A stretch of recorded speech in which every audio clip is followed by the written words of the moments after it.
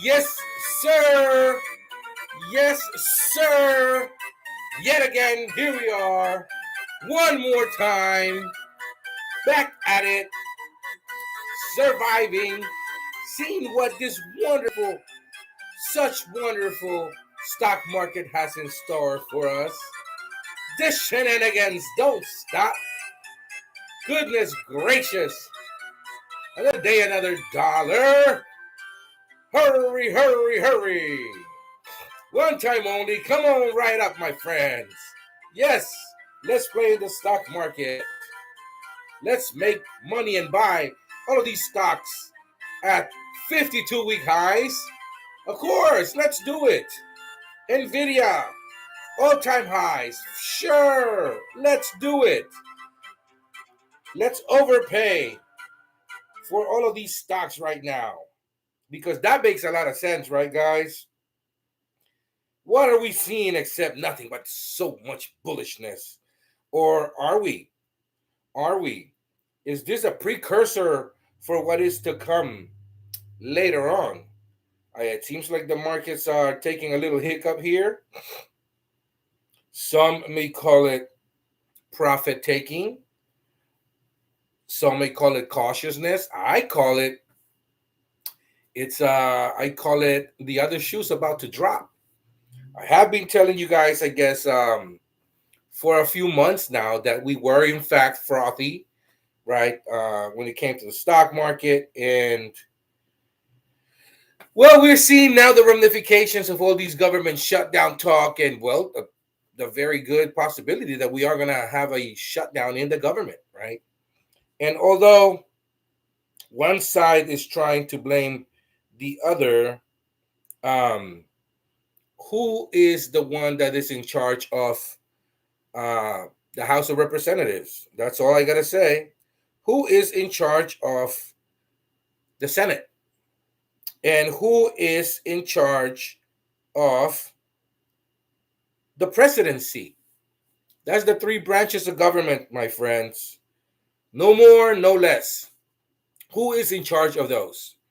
Well, uh, the the markets. I mean, the Nasdaq not even down 1%. The S&P not even down 1%. Um, the Russell 2000. I mean, I don't know what to say. It seems like we're not really down like much. This is kind of a nothing burger if you look at at the surface of things, right? But why is it that some stocks are down 10% today, if that's the case, right? Why is it that some stocks are down 15%? You know, it's one of those things that make you scratch your heads, my friends.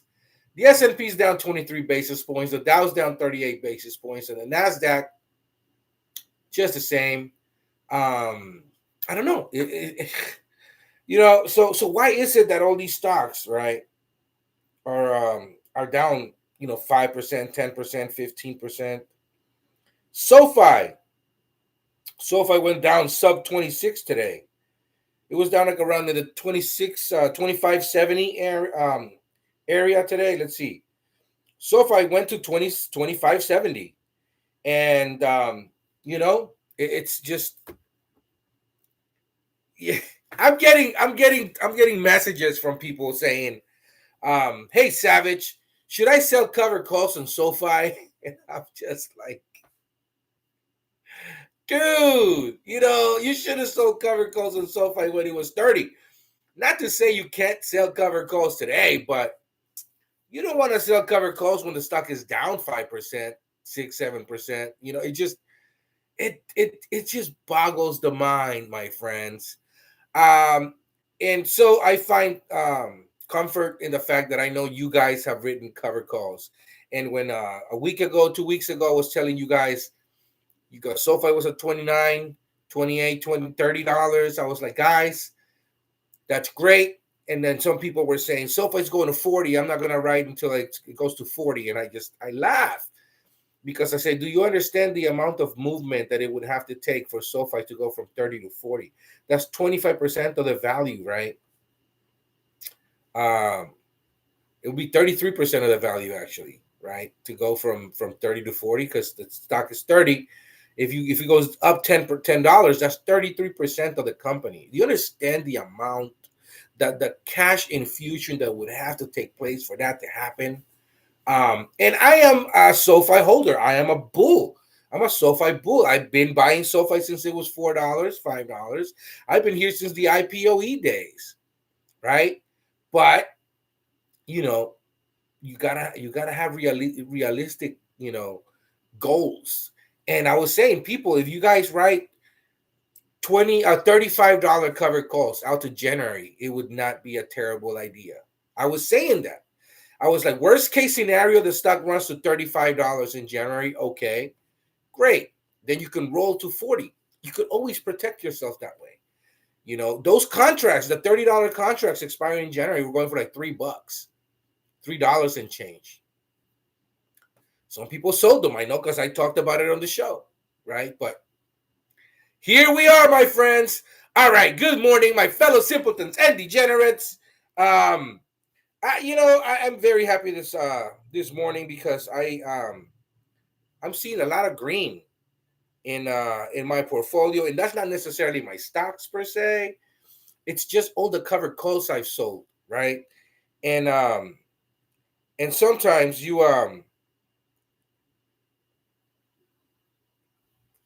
things are just going your way, right? And I was seeing the market was frothy. I was telling people that the market's frothy, and they listened.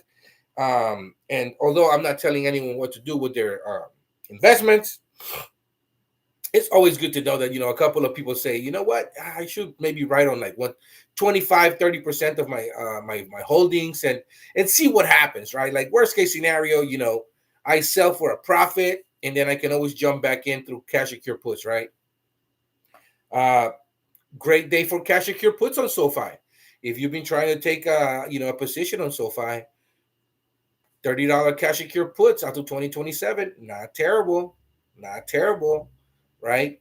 Um, you want to buffer yourself even more because you think SoFi may show a little more weakness because of a downgrade, I guess.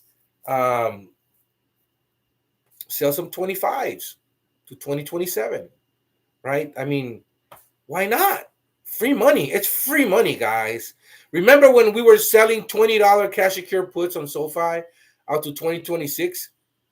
And it was like a year ago, and it was like people were like, oh, but that's so far down the line. That's a lot of money upward.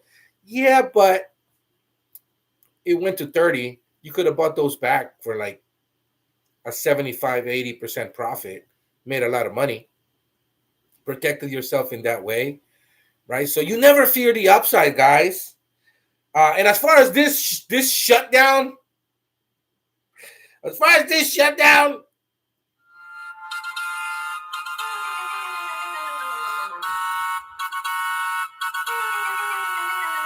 that's exactly what I feel and how I feel about this shutdown. They're clowns. They're absolute clowns.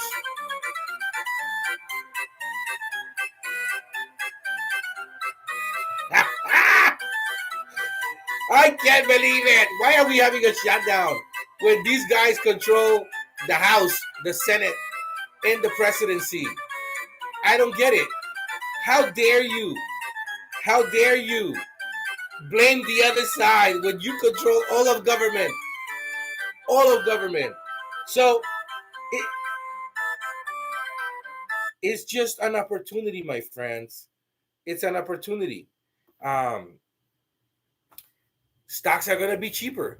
Stocks are going to be cheaper. I believe that that a lot of people that are nervous about this shutdown and how it's going to react, affect everything else. At the end of the day, the stock market is its own beast, right?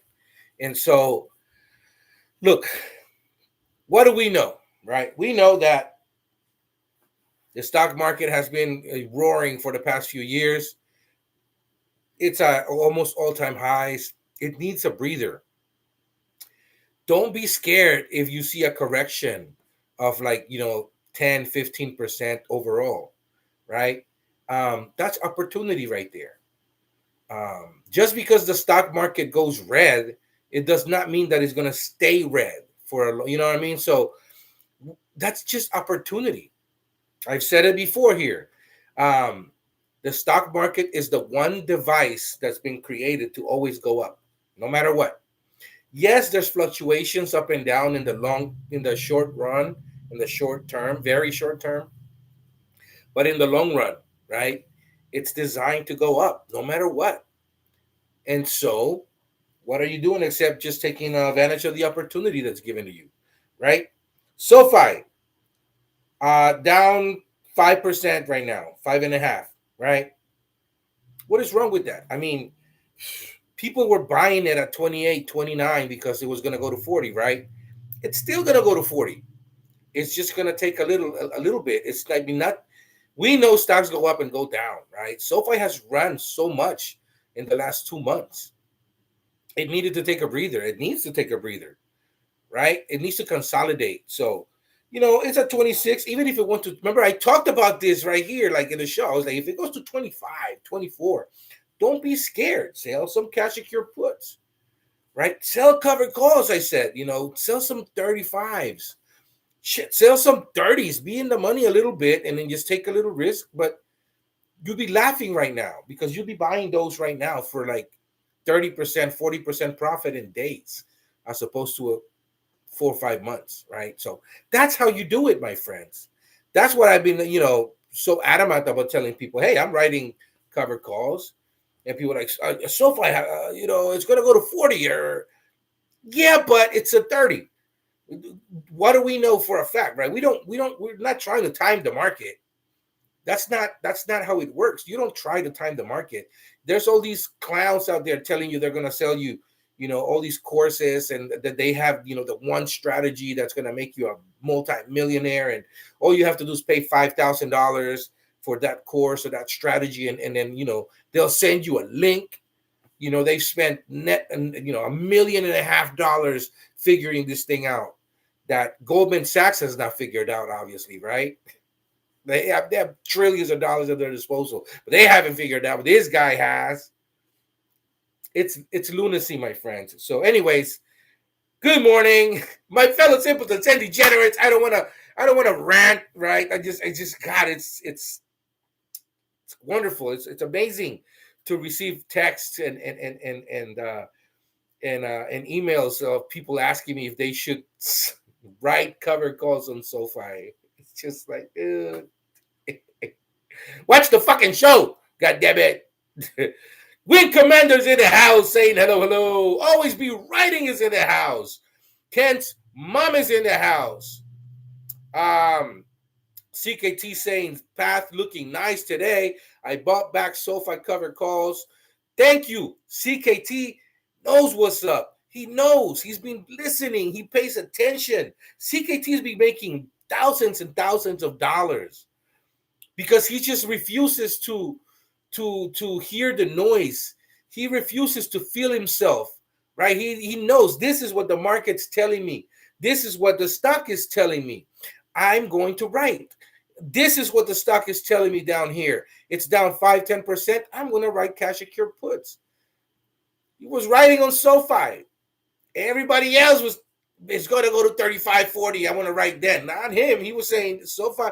I bought SoFi at 15, 10 bucks. I don't mind, getting taken out at 30 and then taking in a $3, $4 profit. I don't mind. And there you go. The guy's making money.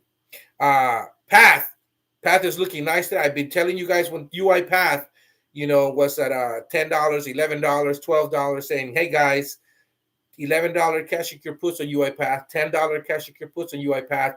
Not terrible. This is a great company, very well run. It's quarter in and out, right? They have great quarterly earnings, year in, year out. They kill on metrics. They have a very well run company, and it just happens to be down in $10, $11 land. Now it's not. Now it's up, and so I was telling you the same thing, QUBT, QBTS, IonQ. Unity is down today. Remember a couple of weeks ago, Unity was at like $50 a share almost, and I said, guys, sell some $55 cover calls on Unity Go out to January, bring in $7. I know they were giving $7, $8 per share because I was like, damn, $7, $8 per share is a lot. You'd be laughing your ass off right now. Laughing because those are worth 50% less right now. This is what happens, my friends. So CKT, good on you, my friend. Keep bringing that money. It is a very productive day. I feel the same way. I bought back some cash secure puts. Um, I bought back some covered calls. I'm watching some other covered calls just bleed out because I don't think even if the stock was to recover, you know, those the theta decay is going to happen, right? So even if the stock was to recover, those covered calls are not going to be worth the same because time has happened and it's going to eat away at that.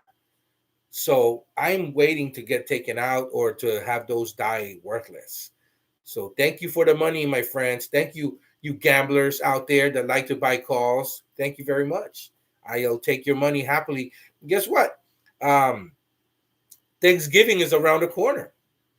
I will definitely think about you, and I have the nice spread, for Thanksgiving, and my family's drinking and having fun and singing and laughing. And I'll say, you know what? I'd like to give a thanks, shout out to the gamblers out there that made this possible, so that you guys can be eating. I was thinking, guys. I was thinking about buying one of those what are those prosciutto legs, right? The ones from Spain. They have them at Costco every so often, and I've seen them for like I think $300, $3.99.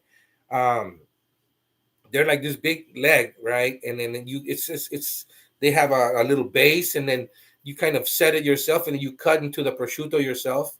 It's jamon. It's like a Spanish ham, right? But in reality, it's kind of prosciutto, and you just cut the little pieces very thin, and then you eat them with like a nice little sliver of bread and like a little olive oil sometimes if you want. But not really. You don't have to use the oil, but a little salt, or not even salt. The ham itself is salty. Nothing, goddammit. You just have it with wine, with some red wine, and it's delicious. And I was thinking, the gamblers have made it possible, and so I think I'm gonna buy one of those prosciutto legs, for Thanksgiving. Thank you so much. Um, let's see here. Cindy B is in the house saying, "Hey, Savage, Cindy B, good morning, friend. How are you? I hope you're making a lot of money. I really like USAR. It's down today. Maybe another cash secure put. Cindy B, let's see USAR. Let's see it. Let's see it. Because I know you've talked about it in the past, and it's a rare earth metal or something like that. It's down 5% today. Look at that. The 52-week low is 556. 52-week high is 20. It's kind of close to the 52-week high, though. Now, remember what I say. If you're close to the 52-week high, I think I told you I like it much better if it was at 13 or 12, didn't I? I think I said that. And, if it gets down to $13, 14 even, right? I would say, you know what? Maybe you can go to some December cash secure puts. Let's see here. What is it giving you? So, tell you what. It's at 1656. Go to December 19th. $14 cash secure puts are giving you 203, 195 to 210. I say you put a 205, bid in there or ask. $205 to buy it at $14. That's not terrible. You're essentially buying it at $11.95. Lower risk. And if you get put those shares, you're gonna laugh your ass off because then you'd average down with the other cash secure put, right? So it bring your price down even more. So I think that's more palatable. So $14 cash secure put expiring December, bringing a couple of $100. Not the most terrible thing. It's down 5% today, so it keeps to the philosophy of the channel, right? Which is you buy, cash secure puts on red days when the stock is hit 5, 10, 15%. And then conversely, we sell covered calls on days when the stock is up, 5, 10, 15, 20%. And we sell covered calls so that we can take more premium, right? Take advantage of that IV. So yeah, that would be my 2 cents. I would like for it to come down a little more. Maybe, let's see here. Let's look at the graph. Um, let's look at it 3 months. I look between $13.50 and $14 if it could get there again. It seems like it's like it'll come like it could come down there again actually. So yeah, between 13-14 bucks. But if you were to throw in a $14 cash secure put and you got paid $2 for it, chances are you may get those shares because it does like 13-14 dollar land. So great. And if for whatever reasons the stock is at 13.50 and you're like, I'm gonna roll, and you roll that to the next month and you bring in another dollar of premium, what's the problem? You're essentially your break even goes down even another dollar, right? So instead of buying it for 12 bucks, you buy it at 11. I don't see the problem, so yeah, gives you a little more protection to the downside, right? And that's kind of the philosophy of the channel. So but yeah, so that's what I think about that. It's just my 2 cents, right? Obviously I'm not telling you what to do with your investments. I'm just saying that's kind of where I would look at. Jude K is in the house saying morning savage and all. um let's see here. Cindy B saying Morgan Stanley maintains underweight on SoFi Technologies, raises target price to 18. I mean, they can do that. I know you may not like it, Cindy, but I mean, it's they have people that they pay a lot of money to, and they have the reasoning behind it, right? So just like someone else said, we have it at 28. They have it at at 18. Now we don't know what position they're holding. Maybe the people that have a $28 target on SoFi, they hold a couple of million shares. So it's kind of like in their best interest to have the stock be a little more expensive, right? So we don't know that, but what I'm saying is we know what for a fact. We know the stock is at 25.98 right now. That's what we know. Also, based on past performance and the quarterly earnings, we know that it's been killing every metric for the past year or two, right? The last, eight quarterly earnings, they've been blowing everything out of the water. So, if you're bullish on it, sell some cash secure puts, some $25 cash secure puts. Let's see. If you go to 2027, right? Because whether you like it or not, 2027 is going to be here before you know it. And it's all good. $25 cash secure puts on SoFi, $605. That's the medium right now.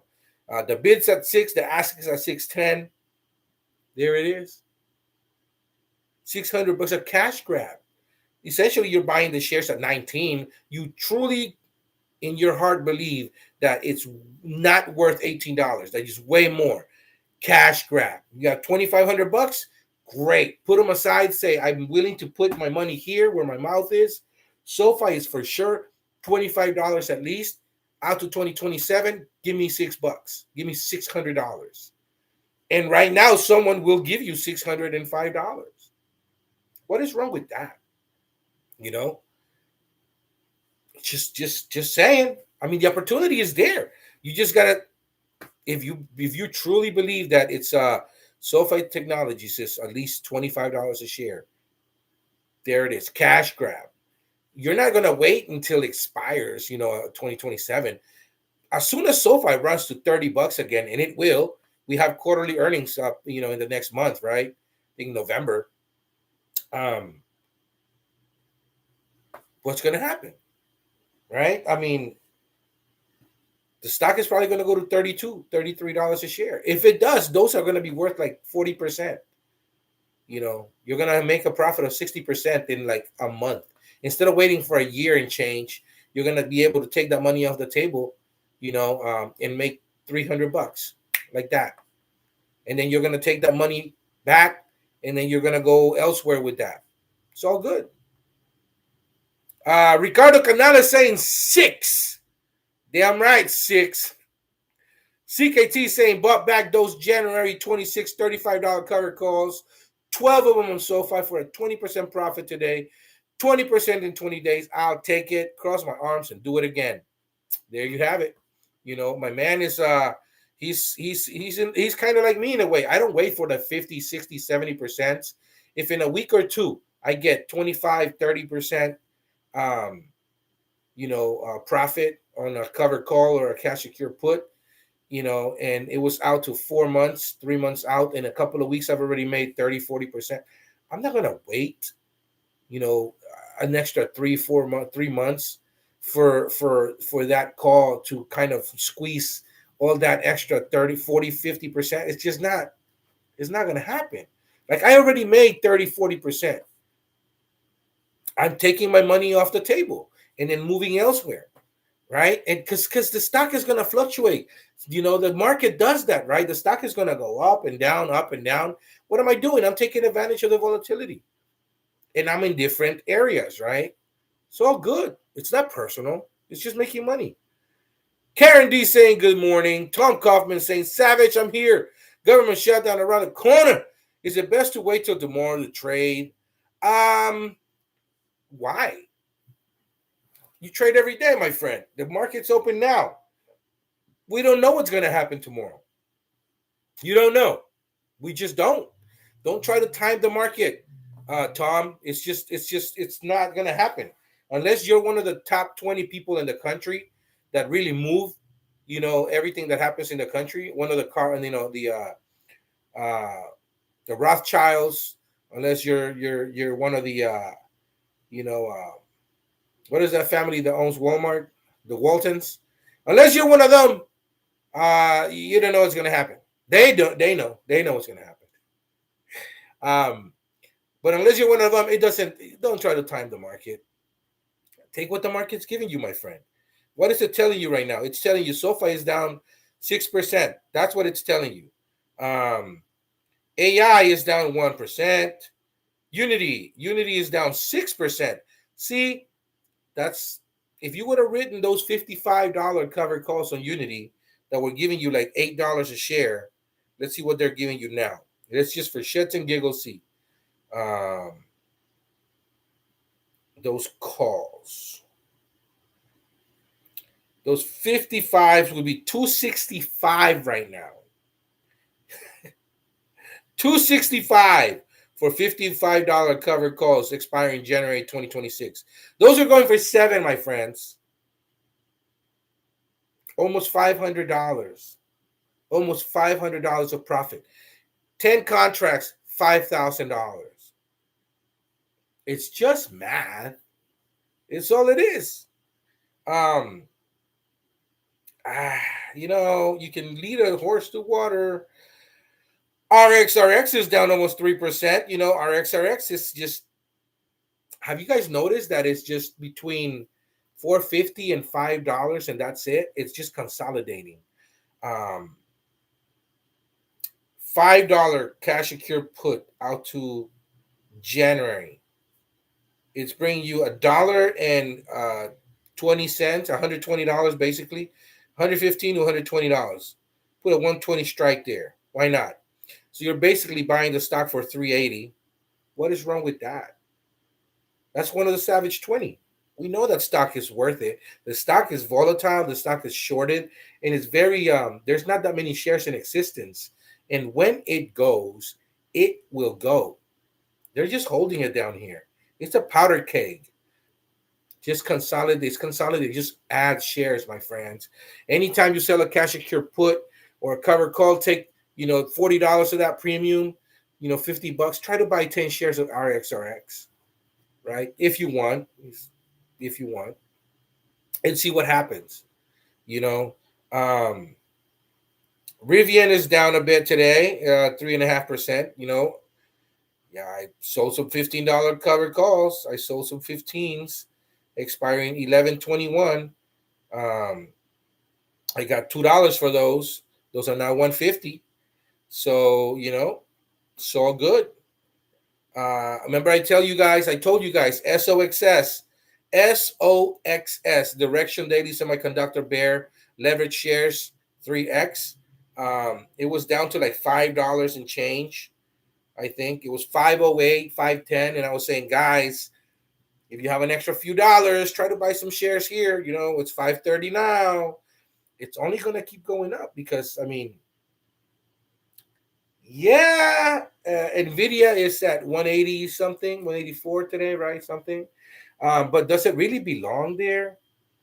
Once these Mag 7 start kind of cannibalizing themselves and buying shares from each other, that tells you where we're at. They're not even hiding it at this point. It's just they're synthetically keeping the stock up. All these buybacks. What do you? What? Why are you buying your own shares? And I get it. I guess some people are like, well, they have so much money, they can keep their shares. But it's like, no.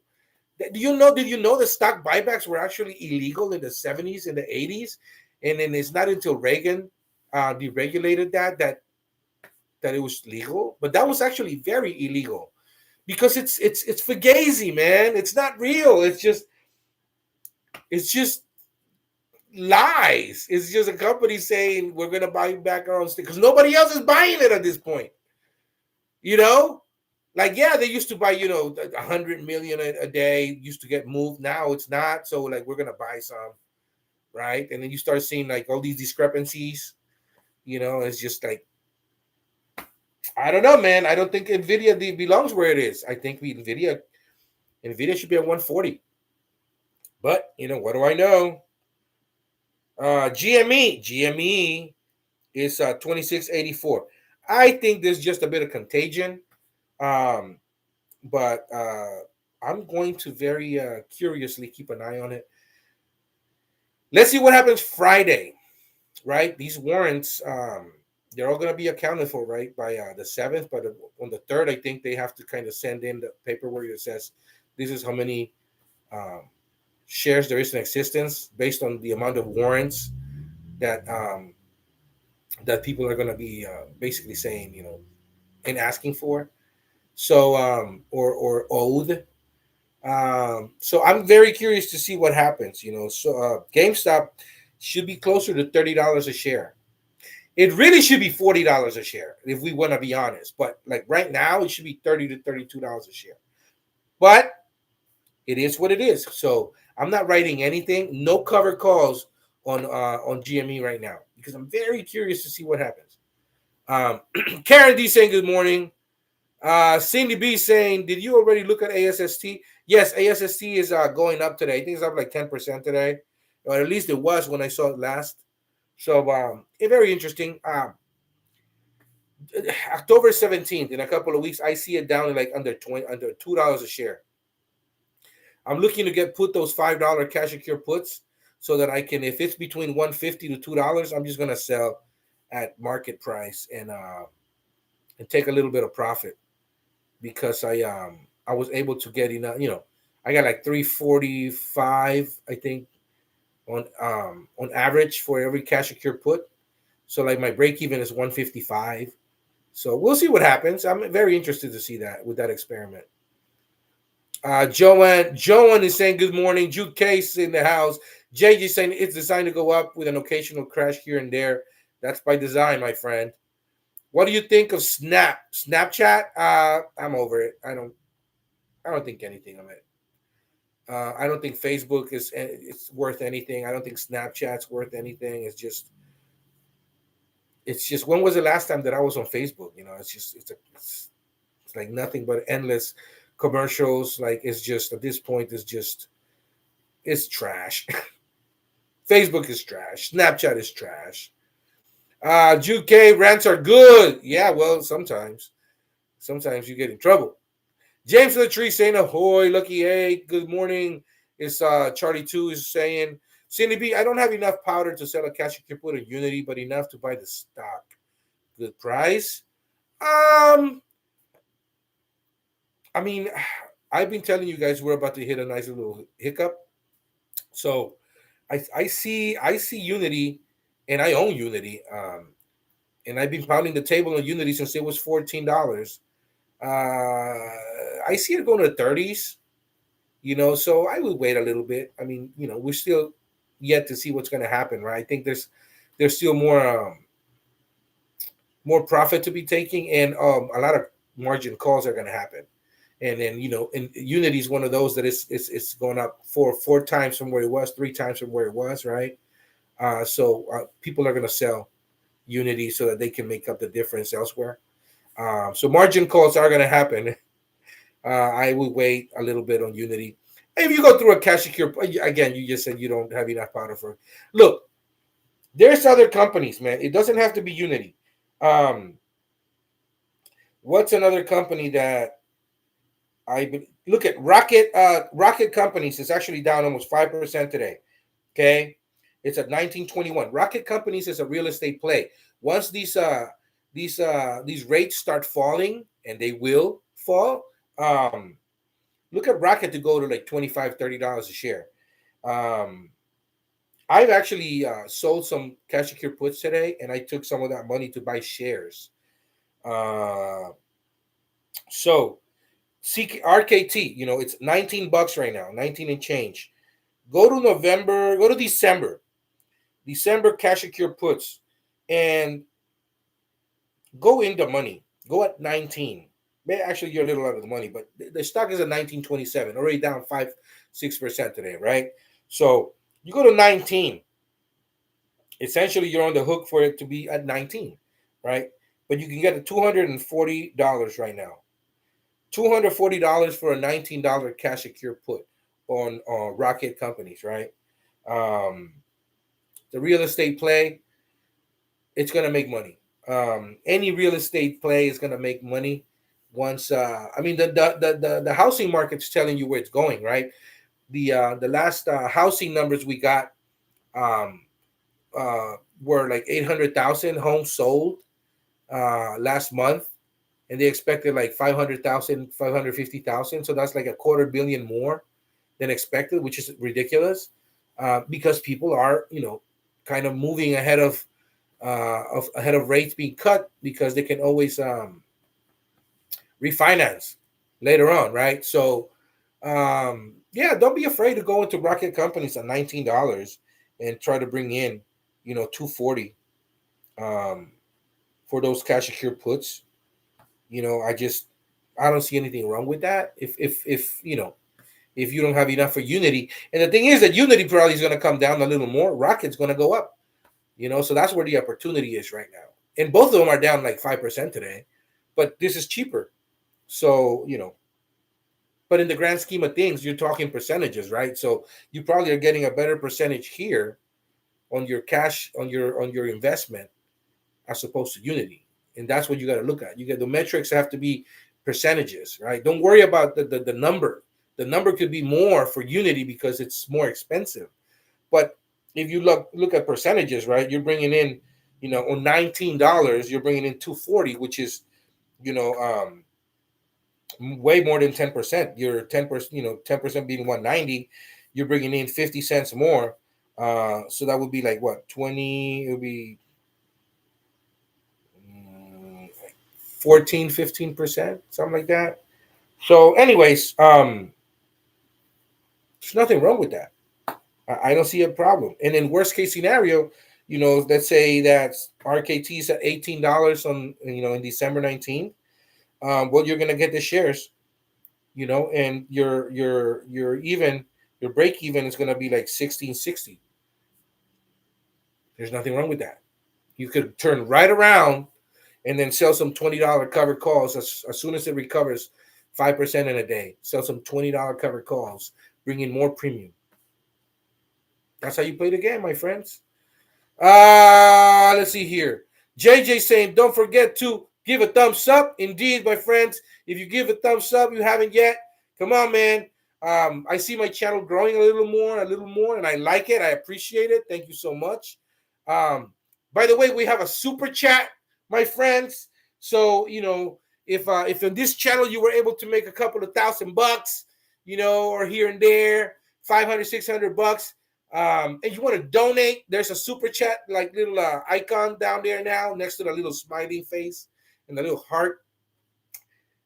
You're more than welcome to give $5, $10, $15, $20, whatever, so that we can we can get more things going. I'm thinking about getting like some 3D logos back here of the Savage 20, so people actually are not always asking which the Savage 20 are. Although I've made videos saying which the Savage 20 are, some people don't want to go through the videos, and they were like, which one are the Savage 20?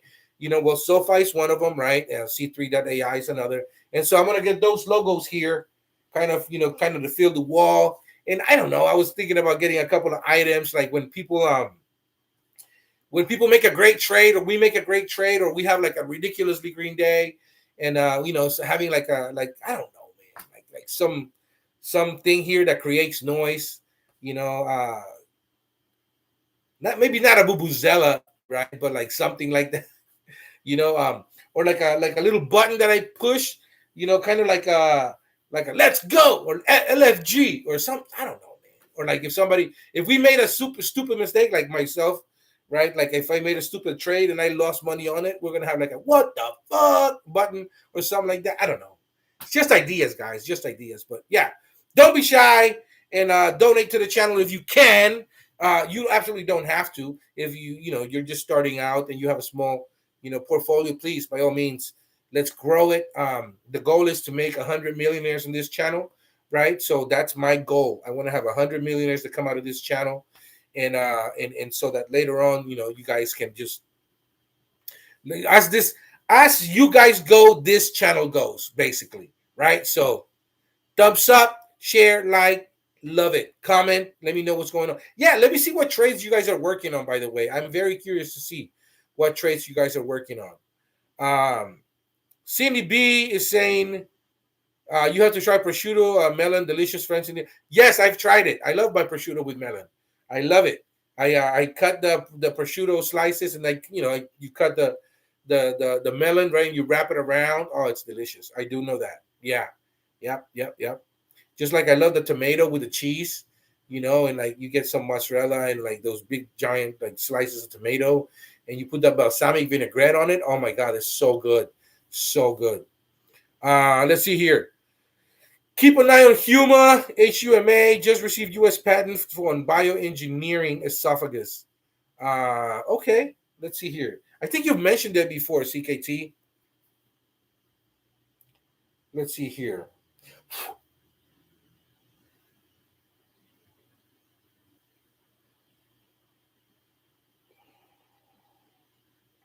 Yeah, you mentioned it before. Well, we'll see what happens. It's at 173 now, right? So, I actually have it on the watch list. So we'll see what happens, man. I mean, it's 173 now. We'll keep an eye on it. Maybe the next round of covered calls and cash secure puts are by like a couple of hundred shares, right? Couldn't hurt. ASST is up 9% right now. It was up like 11% earlier on. So, and maybe it's making a little recovery, and it wants to go back to 3, which would be great for me because if I got put those shares, and then I sell at 3, I'm making like $1.50 per share. So right now I'm on the hook for like 3,000 shares, which is great. It's fine. It's a nice little experiment, but I'm over making money. I'll tell you that. All right, let's see here. Let's see here. Someone was mentioning Guard Force AI, GFAA. It's 111 today, and they're based out of Central Singapore. I haven't really read much on it, but nice little cheap stock.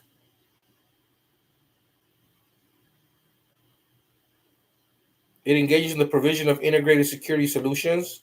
Its brands include GuardForce AI, Vanguard GuardForce, Cash Solution Security, and GFA Robotics.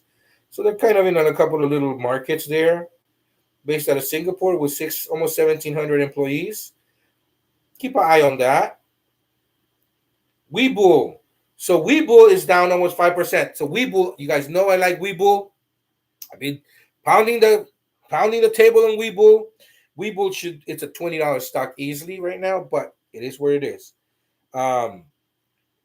Right now, January $15 cash secure puts on Webull bring you in $315. You could get paid $315 right now to sell a cash secure put on Webull that expires January 2026. Essentially, you're buying the stock under $12.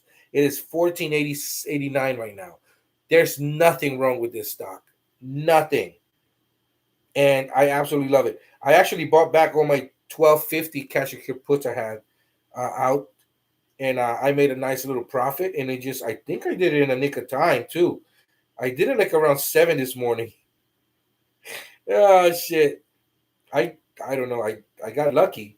I'll tell you this right now. I'd rather be lucky than good sometimes, because sometimes you read the charts, and sometimes you're like, you're looking at Bollingers and RSIs, and you're like, MACDs, and like you're like, I based on what I know, and I know I'm good, and you make a call, and you're like, shit, it didn't pan out, and it's like all this information is like worthless, and then sometimes you're just like, you didn't even look at graphs or anything. You're just like, man, I made a nice little return. Let me just get out of there. The market tanks, and you're like, oh shit, got lucky. So I'd rather be lucky than good sometimes. I'll tell you that right now, my friends. The trading desk is down a bit today. It could go down to 40 or 35. That'd be better. Sentinel One. Sentinel One. You guys know I like Sentinel One.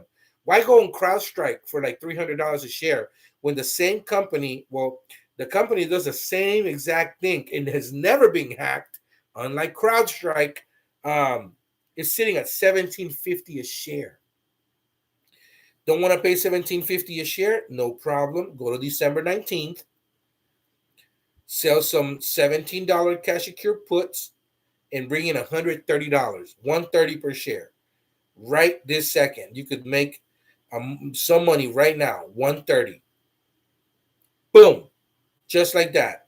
You could have a really good stock, very well ran, great metrics, extremely good fundamentals for under $16 a share. I don't see the problem with that at all.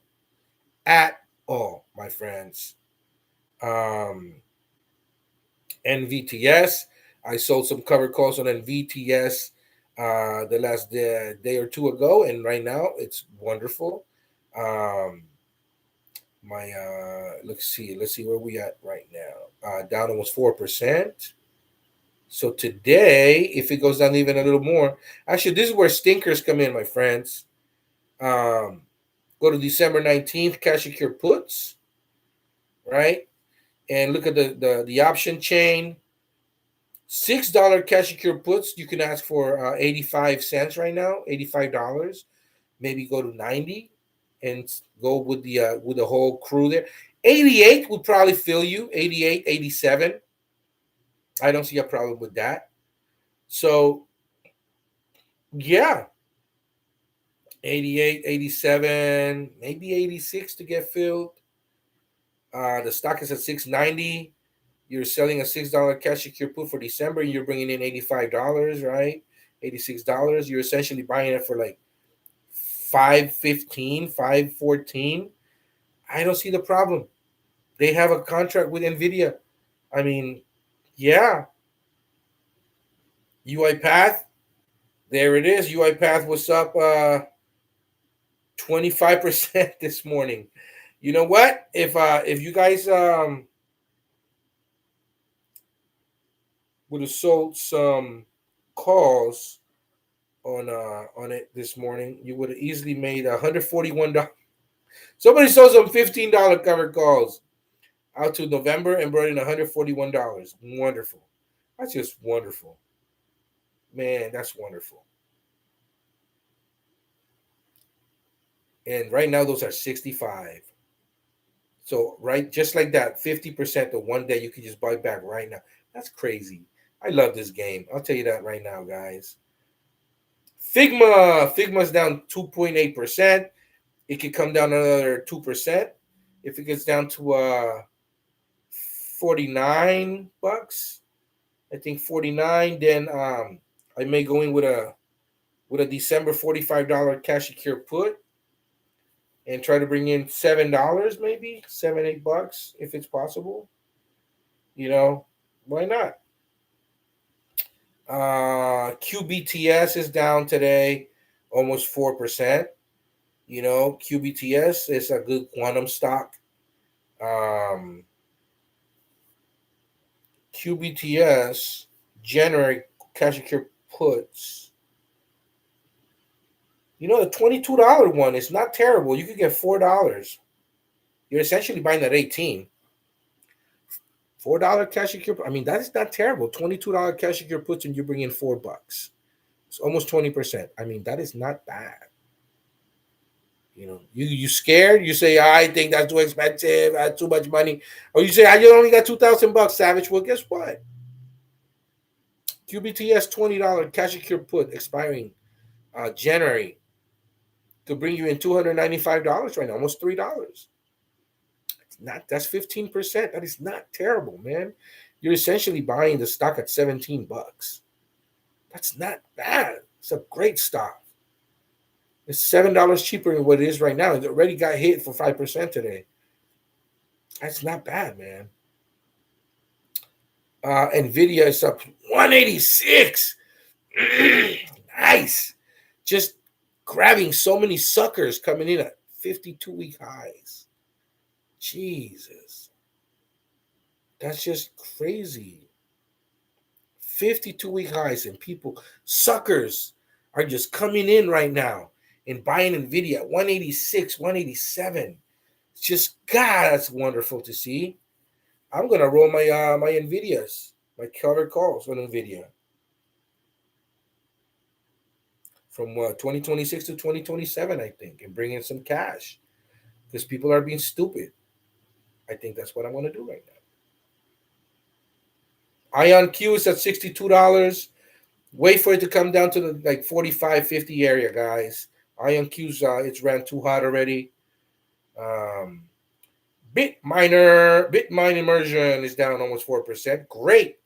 Those $65 covered calls, $70 covered calls I sold yesterday for $675 are right now $520.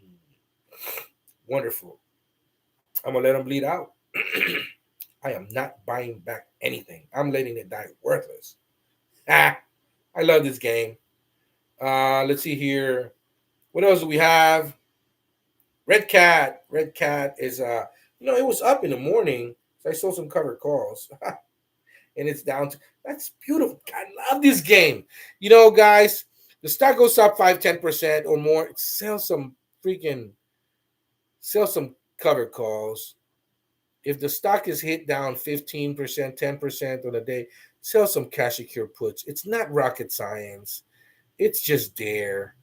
I sold some QUBT cash secure puts yesterday, my friends, and I received $430 for them. And those were $19 cash secure puts expiring 2026 January, and I brought in $430 for the 19s.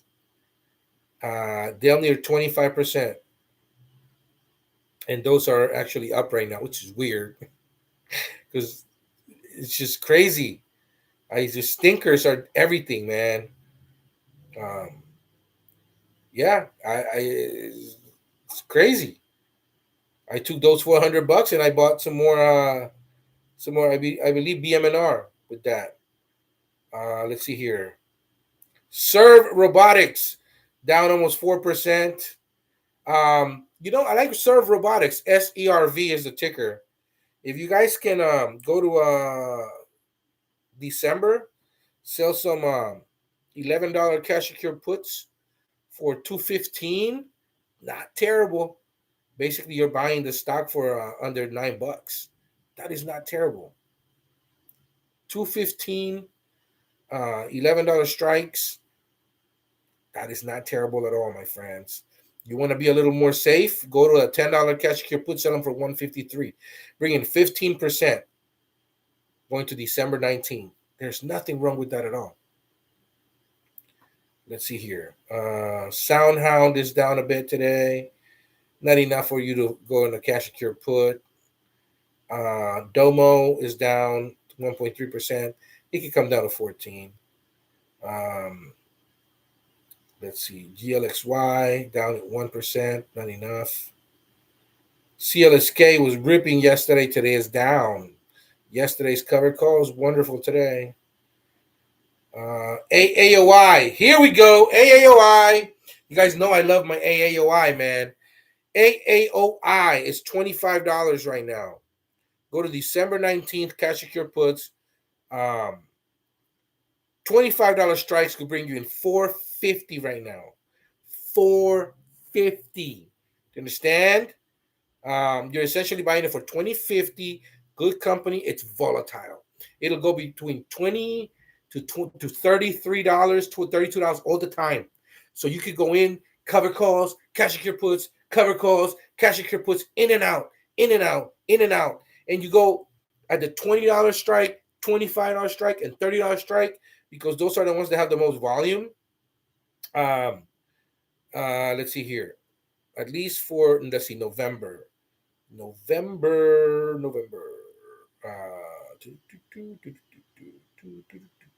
The $25 puts on November 21st, 1,569 people out there.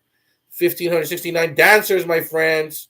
And let's see, the $30, only 19. Okay, that's not that many. December 25. Let's see where it at. Only 282, surprisingly. $30 are 403. So it seems like 25. Let's see, January. Let's go to January. 25s. 851. And then in 20s, we have 1,684. So that there's a risk. There's a little higher risk for it to come down to 20, well, at least put wise, right? But, it's such a good stock. I can see where the 25s are almost $5, but I like the stock, man. I like the stock. If you can do, let's see, December 19, 2250s. Do they have 2250s? No. The 22s for $298. Ask for $3. Not terrible. 22s for $3. I like that. I like it. I like it a lot. Let's see here. So AAOI, man, keep an eye on it. It goes down 5-10%. Do not be afraid to go to $22 cash secure puts, $21 cash, $20 cash secure puts out to January. Bring in some cash. That's not a terrible stock at all. You know what? I actually took a position today, guys. So let's see, chat. I took a position today on company that I don't think I talked about it to you. Maybe I did at some point, but it's not one of those that I talk about all the time. This is kind of like a me thing, but Arcturus Therapeutics Holdings. The ticker is ARCT. They operate as a late-stage clinical mRNA medicine and vaccine company, which engages in the development of infectious disease vaccines and significant opportunities within liver and respiratory rare illnesses. Its products include Lunar 19 COVID, Lunar Flu, Lunar OTC, and Lunar CF. Company founded in 2013 and is headquartered in San Diego. The listed name is Arcturus Therapeutics Holdings. So they actually they renewed the contract for the COVID-19 vaccine, right? And I think they may have done a stock offering of some sort, I think yesterday or something. So the stock is coming down a bit, but opportunity, my friends. 52-week high is 25. So I sold a 1750 cash secure put for this morning, actually, for 510. A 1750 cash secure put for 510, expiring in, I want to say, November. So check this out. Almost 30% to go out to November. Worst case scenario, I get the shares. Uh, Technically buying them for like 12.35, right? So what is wrong with that? I mean, there's nothing wrong with that. The uh, the 52-week low of the company is at $8.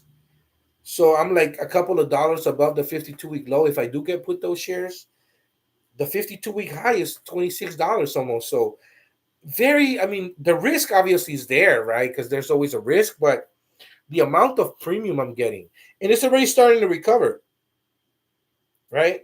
So, just keep it in your ears, putting it out there. ARCT, very, very juicy premiums. Um, for 17.50 to get back more than $5 in expiring November. That's insane. Because I was just talking about AAOI, and I think we did a $25 cash secure put, right? And it was like $500. So I got more for this one than risking $25, $2,500. This is $750 less, and it's giving me the same premium. Something to think about, right? When I was telling you guys about earlier about percentages, there it is. It's a way higher percentage, a lot of premium.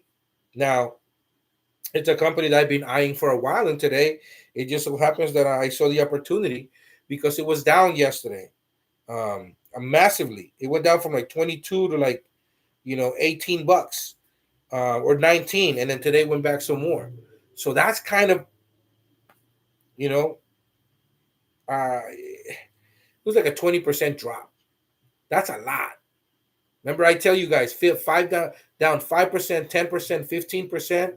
Company you've been eyeing, that's when we go catch your puts. 20%? That's crazy. There's nothing that has changed in this company. There's nothing. Nothing has changed. Metrics are all the same. CEO is the same. Board is the same. Um, Fundamentals are the same. They just renewed contracts. Not terrible, my friend. Not terrible. Let's see here. Do-do-do-do. CKT said, keep an eye on Huma. I am keeping an eye on Huma, my friend. Kalua Joyce, I sold some more SoFi puts as well. Good for you, Kalua. And good morning. James of the Tree saying, I sold some SoFi $26 and $29 cash secure puts for January. Also, Rigetti $29 cash secure puts for November at $4.85. It's all good. It's all good. I think I like SoFi cash secure puts at that price point more than Rigetti, but I mean, it's all good. You got a nice amount of premium there for those Rigettis, so you're pretty much cushioned up to $24. Yeah, no, you're good. That's cool. Roaring is saying, lurking, leaving soon. Is the government going to shut down? Well, it looks like it, man. It looks like these guys don't want to talk. They don't want to work. They don't want to do anything that people elected them to do. And who's in power, right? Like, you want to blame the other side on this one, right? Because they don't want to take blame, the Republicans, but who controls the Senate? Who controls the House? Who controls the president? They got all three branches. This is all on them, right? So, and I get it. This is the thing that I think Trump is trying to say, I'm going to fire everybody. He's trying to consolidate as much power possible, like within, the presidency, but it's gonna backfire, because when everything screeches to a halt and people just go crazy because you're gonna furlough people right before holidays. It's not a good look. And when you start seeing people en masse out in the street marching, and then they start bringing their kids, and then people start getting sick when those payments, Social Security, don't come through, especially in the heavily Republican counties, when those people that live in retired in Florida, in Texas, in Kentucky, in West Virginia, in Alabama, um, when those people stop getting their Social Security payments, I want to see what happens. So, hey, look, elections have consequences. I say it all the time. Elections have consequences. So if this is what people voted for, cool. But now these are the ramifications, right? So you want to play politics with people's livelihoods?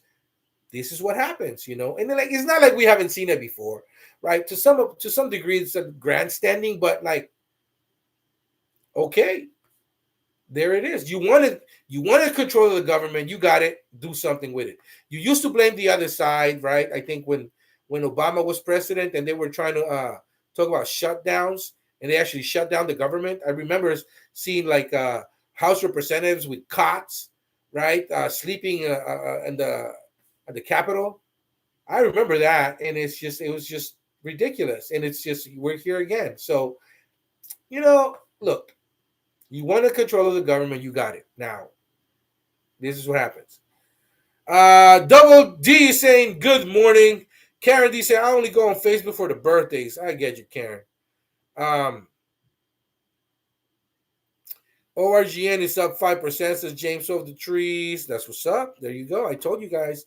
It was up 50 cents. It's still down there. Nice time to kind of gobble up the stock a bit. Get some cheap stock, maybe with some with some premium money, right? Got an extra $50 from premiums that you don't know what to do with. Buy 100 shares of ORGN, right? Zeta Stay saying, go Uncle Savage, go. Afternoon, y'all, saying Mark C. Cindy B saying my QUBT put is also sold in April, $20 cash coupon for $6.15. Oh, good for you. That's a lot of premium. That's a lot of over 25%, 28%, something like that. Very good. Zeta Stay saying I'm starting my position for Sentinel 1. Good on you. Yeah, you're gonna see how good this stock is, man. It's a really good stock. It's not an exciting stock per se, right? Like it's not like sexy, but it's just a very legit stock, and it's like meticulously always just working its way up. And it's gonna pan out. They just keep quarterly earnings are always good. Very well run company. I like the stock, man. The man saying I love when GME is down.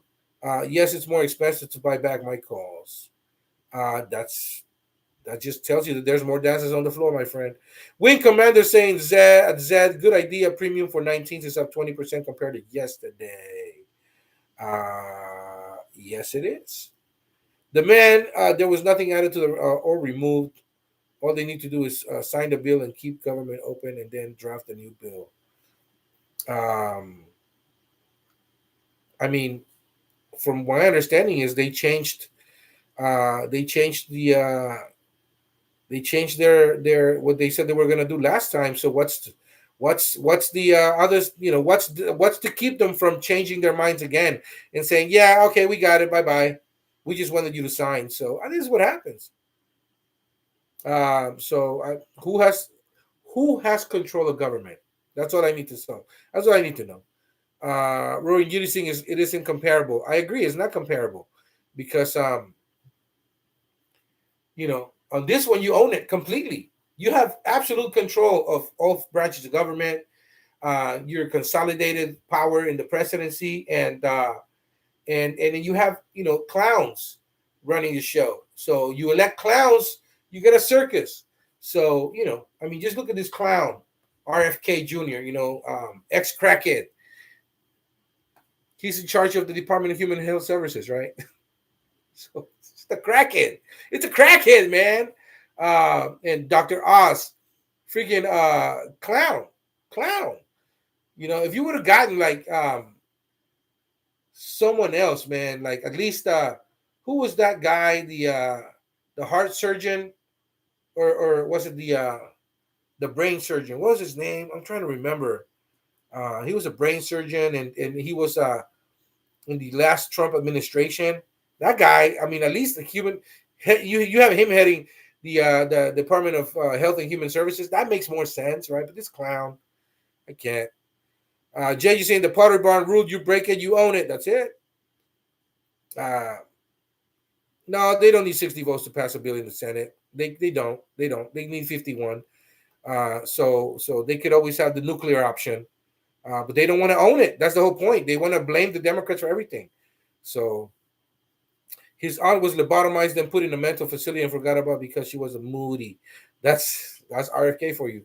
Uh, yes, they do to pass a continuing resolution bill. You need 60 votes. Well, they better play right, just like with the Democrats needed their bills. The Democrats caved in and gave them everything they wanted, and now they got to give the Democrats everything they want. That's how it is. It's politics, man, right? And so you want it, they're going to own it. It doesn't matter the optics, right? Not everyone is educated in the government as some of us are, right? What people see is like the Republicans are in control of every single branch of government, and they're going to own it. And that's exactly what the Democrats are going to say. You have the House, you have the Senate, you have the presidency. Own it. And this is right before you know this is right before Thanksgiving, and then you know we have the holidays coming in, right? Christmas and such. So it's gonna get amazing, right? And especially when they furlough all those people and people don't get their Social Security, um, it is what it is, my friend. So you broke it, you bought it, my friend. That's how I see it. So you wanted to play the game. These are the rules. Uh, Those are the rules, man. So now they broke it, they bought it. They have control of all charges, all branches of government. They're going to own every single part, whether they like it or not. Just the way it is. So they're going to have to cave in. You got to give the Democrats, what they want, and that's it. And then this is what I find interesting. What I do find interesting is that Republicans are always voting against all these programs, um, but yet when when they go on the stump, they take credit for the same programs that they voted against. I find that fascinating, um, because they're clowns, man, and it's just not me. I'm not even a Democrat. I'm like a real old school 1960s true Republican. For those of you guys that don't know, but I'm not this type of Republican. Like I this is not even this is crazy. Like the real Republicans were for stronger unions. They were for more Social Security. I mean, this is what I want you guys to do something. I want you guys to just. I'm going to share this with you guys. All right, I'm going to share this with you guys. I want to see you. I want you guys to see the platform of the 1960s Republican Party. Okay,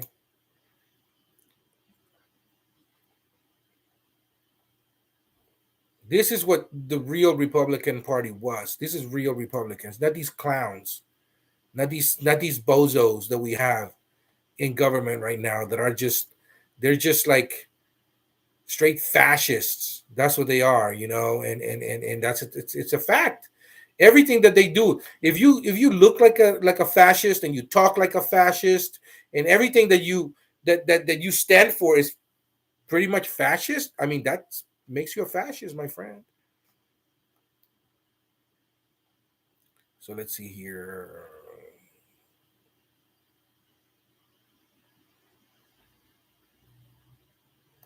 Foreign policy, the platform of the 1960s Republican Party. As far as foreign policy, the Republican Party asserts the sovereign purpose of our foreign policy is to secure the free institutions of our nation against every peril, to harden and fortify the love of freedom everywhere in the world, and to achieve a just peace for all anxious humanity. For all of anxious humanity. The preeminence of this republic requires us vigorous, resolute foreign policy, inflexible gains against every tyrannical encroachment, and mighty in its advance towards our own affirmative goals, right? And I want to share this with you guys because that way you don't come full of it. Like this is in fact what the Republican Party platform was, man. Um, let's see here.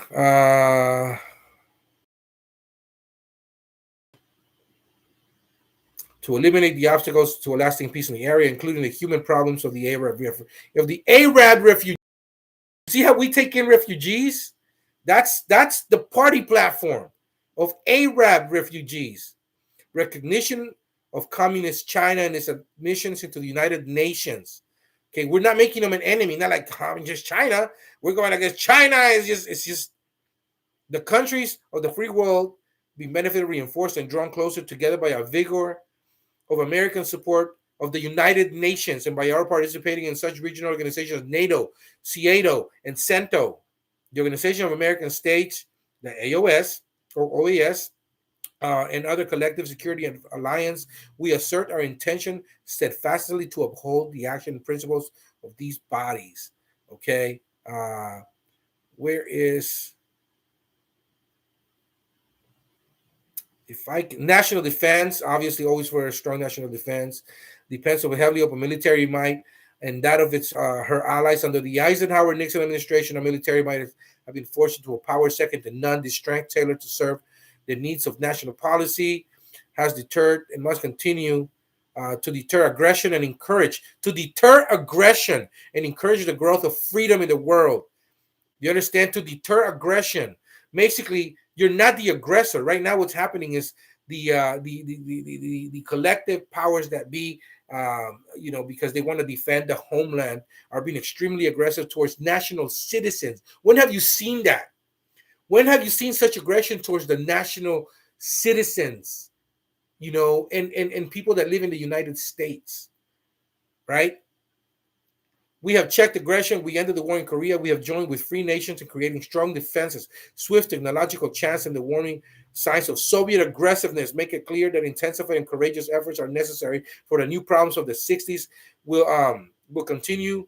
Of course, demand new efforts on the part of an entire nation of aggression against the Soviet aggressiveness. Do you understand? Warning signs of the Soviets were the enemies. Now they run the government.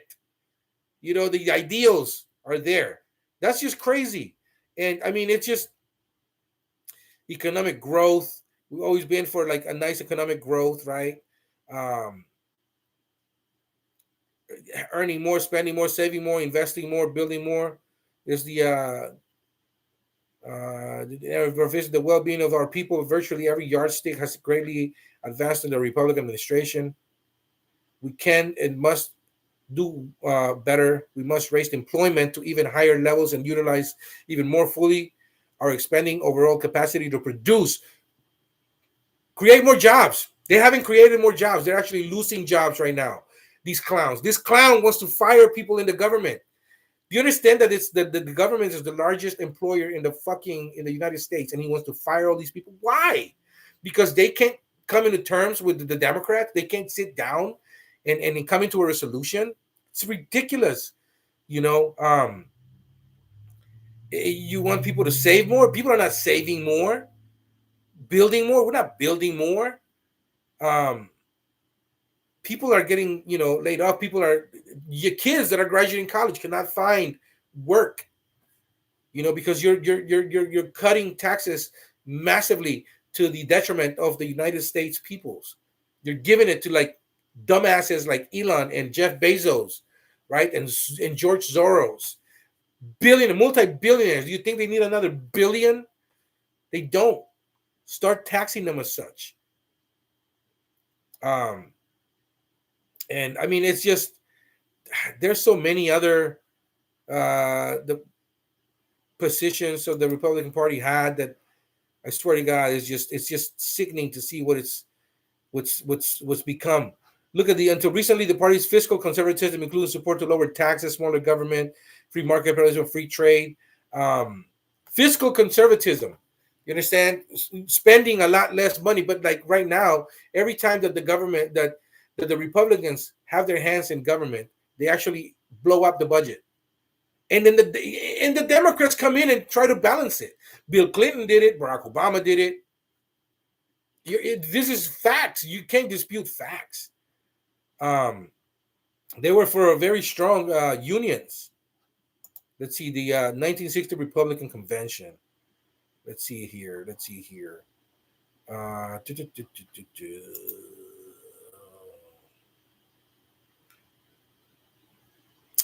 I'm looking for this one specific document that actually showed the party, um, and it's just it tells you that the it was basically for stronger unions. Um, it was for Social Security to actually be increased. It was baffling to see the difference that we have now, um, between these clowns and what was then. Um, all right, let's see here. Uh,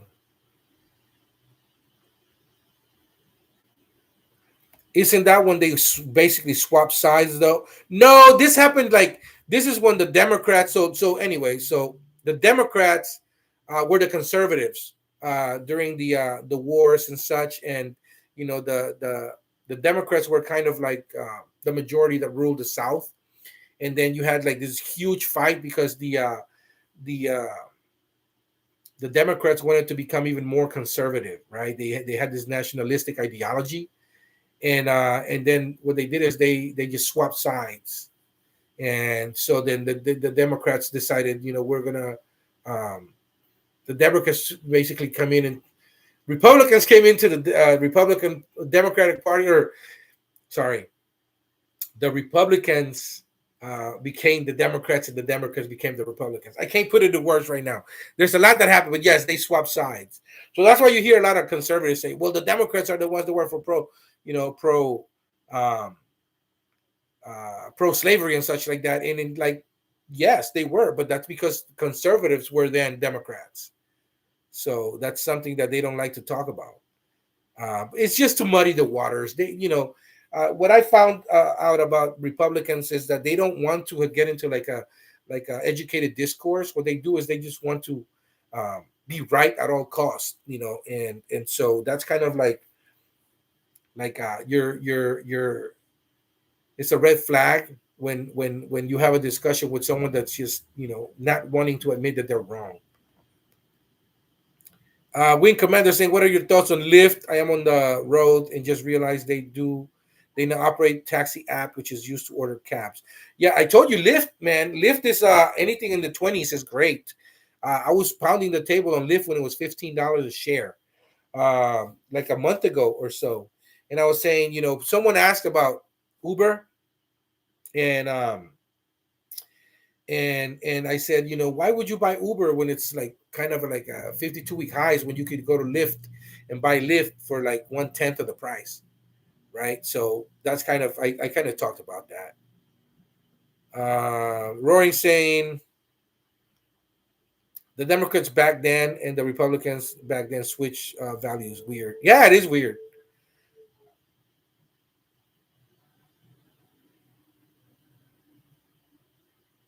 Our options are fascism, which I don't believe in. It is fascism or socialism, which I don't think that's true, man. I don't think that's true at all. Because let me tell you why.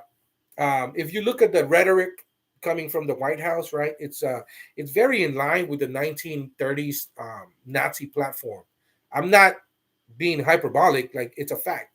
Just have uh, a look see or hear a discourse, right? From Adolf in the 1930s. Just one of the speeches, and have it translated and see what it sounds like. I'm not telling you. I'm just saying, see what it sounds like, and you make up your own mind, right? You make up your own mind, and then the other side, one side wants to give you free healthcare. One side wants to give you uh, more social security. One side wants to give you um, more programs for kids that have mental illnesses, right? And have some type of mechanics issues, right? Handicaps and such. Um, and that same side wants to give you a higher wage per hour nationally, and they want uh, they want better pay for teachers, and then the other side um, wants to shoot American citizens if they protest, which is like the First Amendment, like the right to free speech, right? For basically exercising the First Amendment right. The other side wants to shoot them, Americans on American soil, right? Uh, they want to detain people and they want to imprison people without due process, which is, you know, um, something that fascist governments do. And one of the sides wants to restrict the First Amendment right, which is freedom of speech, right? And they're burning books, and they're canceling people that have a difference of opinion, right? That's the other side. So, like, do you see the difference?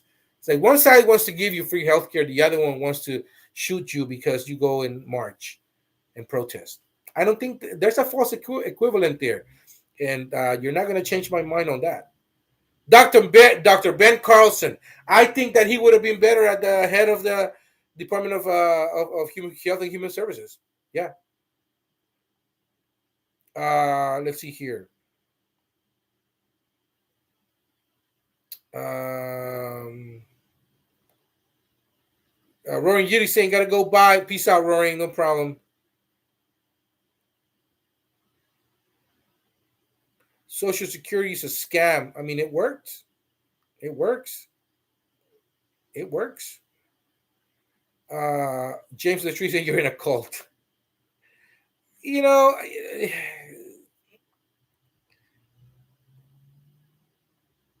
you're not free thinking. You're kind of sheeple at this point, the man. You guys all think the same thing. You spew the same thing. You guys all like regurgitate the same talking points. It's just it's like it's so obvious now. Like everybody's in on it. Everybody can see right through it now. Like nobody's falling for it, and that's why, sadly, that's why you have the rise of you know um, democratic socialism, because the kids that have access to more information than ever before can see that that the one side is lying through their teeth, and they try to muddy the waters, and they don't want to get into like a good you know uh, debate on ideas, so they start attacking a person's skin color and accent. And I mean, just the sheer fact that you can just stop someone in the street because of their what they look like, it's pretty sad. And that's totally like un-American, because I've actually seen like footage of Native Americans getting stopped and asked if they belong here, if they're citizens. You understand that? But see, this is the thing. My thing is that I don't think that Republicans have thought it through, because now what you did with abortion, when you just basically came in and changed, you know, the abortion right. This could be done with guns now. So when Republicans are not going to be in power the whole time.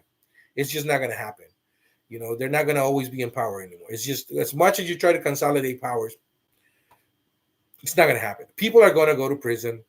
It's going to happen. It's just, it'll take time. But this generation alpha is coming up. Millennials are have more. They have access to more information than ever before. Generation alpha, they know. These kids know that there's a reason why the democratic socialism is on the rise. Is because Republicans have moved so far to the right, they're almost in line with fascists, right? Democrats have moved so far to the right that they're pretty much Republicans of the 1990s. And what's the other option? You know, so now people are just like, they're just so done with like the far right and then the right leaning Democrat. They're just so done that they're just like let's just get social, democratic socialism. That's the thing. And it's like, I don't agree with a lot of the stuff, but I can see why, right? They're like, just these guys are clowns on this side and that side. So let's just, that's what happens when you have a two-party government, right? So now you have the rise of a third, and that third is going to have, it's getting a lot of traction, you know? Look at Mamdani in New York City. And in New York City is the biggest like city in the world. 8 million people, 8 million votes, and the rich are going to pay their fair share. That's what happened. Um, James of the Tree saying the cult of 100% support of Trump when um, whether or not you voted for him. His pharma EO is toothless. Let's see here. I don't want free healthcare. I want free marketplace and monopolize. I think Social Security is stupid in general. People should invest their own money. Well, yeah, but see, the thing is that the point you're missing there is that some people want free healthcare. More people want free healthcare than not, and you're outnumbered. Bottom line, and that's what a democracy is. Now, you could have a difference of opinion and say I don't want free healthcare, but see, this is what I think should happen, and I'm going to tell you right now what should happen. Is I think that people, when they get an ID, they should be asked. You know how you're asked if you're a donor or not. Do you want free healthcare? Do you want, and you're going to jot down all those things, and I think that whenever you do, if you get into an accident and you go to like an ER or something, or you go to the ER in general because you need it, you're going to have to pay when they look at your ID. You're going to have to pay out of pocket for everything, and then you're getting you don't want free healthcare. That's cool. You could opt out, just pay for it. But like the rest of the people that are okay paying into it, they're going to get it. And there's more people that want free healthcare than not, so you're outnumbered. Um, and I think I'm for a single payer system. I just hate the fact that I got to go to the doctor and they order X-rays and I got to go through like a third party, and then the third party sends me to a third, fourth party, and so, it's just stupid. When you could just have a single payer system and say everything is running through right here.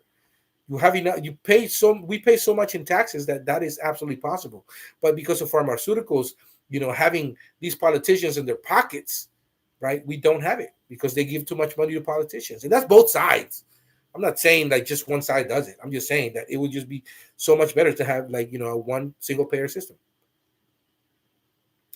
I would better pay for teachers that actually teach education and not opinions. Agreed. I don't like I don't like clowns trying to teach kids how to pray in school. I don't want clowns that are secretly gay, telling kids that to be gay is bad. A vast majority. I mean, this is facts. During Republican conventions, Grinder is always broken. They break Grinder because most Republicans, secretly are gay, especially the really like hardcore anti-gay Republicans. Like Lindsey Graham. That's a big gay guy. And like usually some people are like very self-hating to the point where like and that's just, it's all a facade. I mean, because of Republicans, they found they got a new term, which is a beard.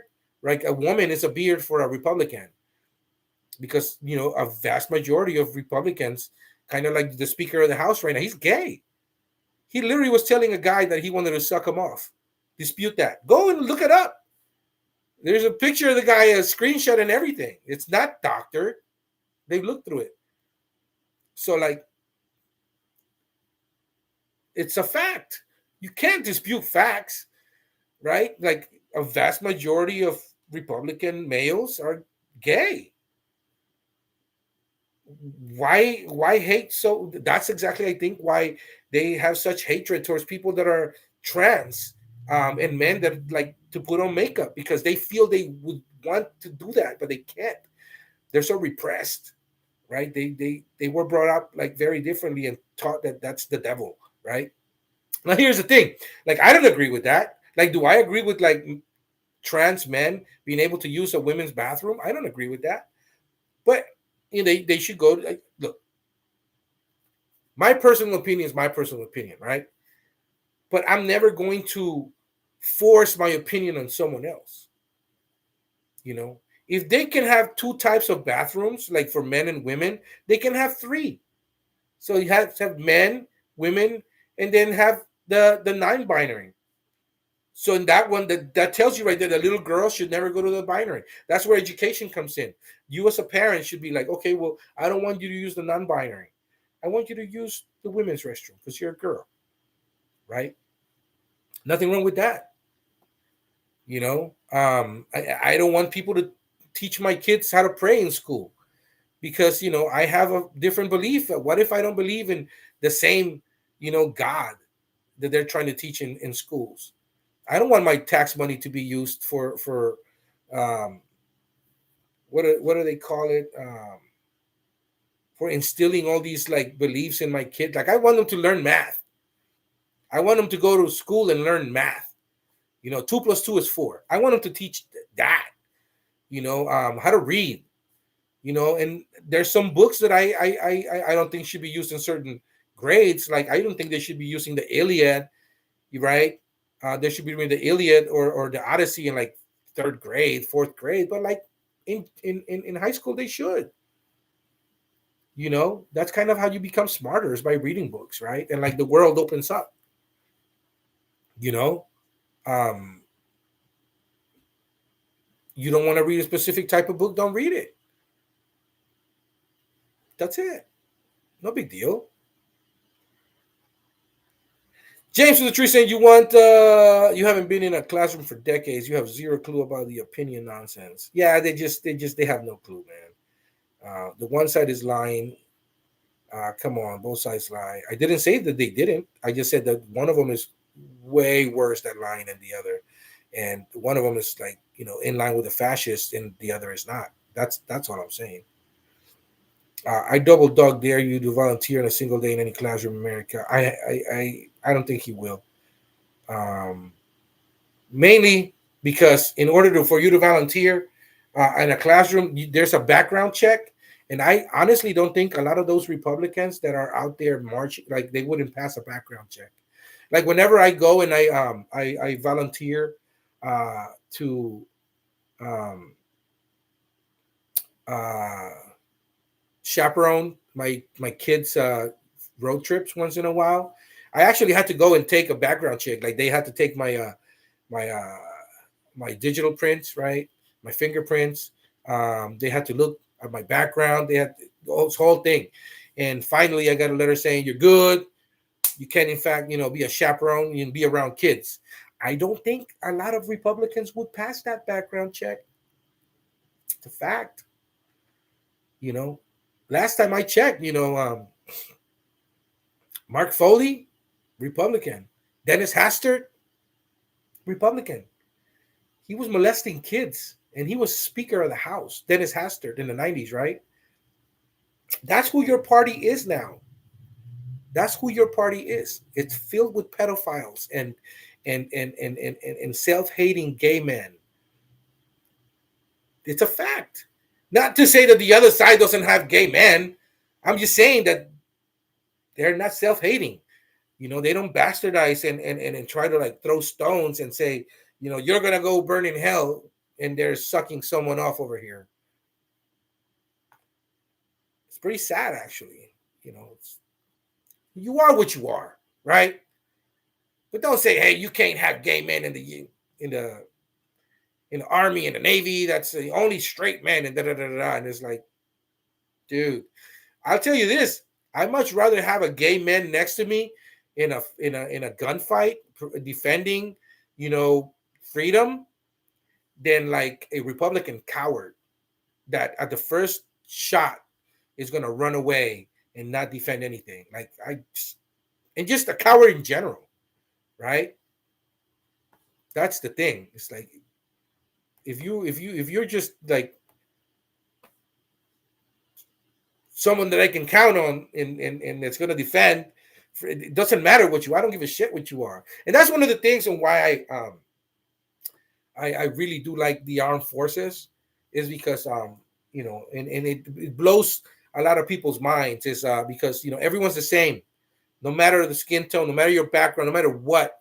And this is why a lot of and I've read books of a lot of white supremacists that join the core and that join the army and whatnot, and then they change their mindset when they come home is because they actually go to war, and their brothers are African American or Hispanic or Asian, and they bleed the same, and they save each other's lives, and it's like they see that we are all the same, and this is why there's a very high percentage of suicide in a specific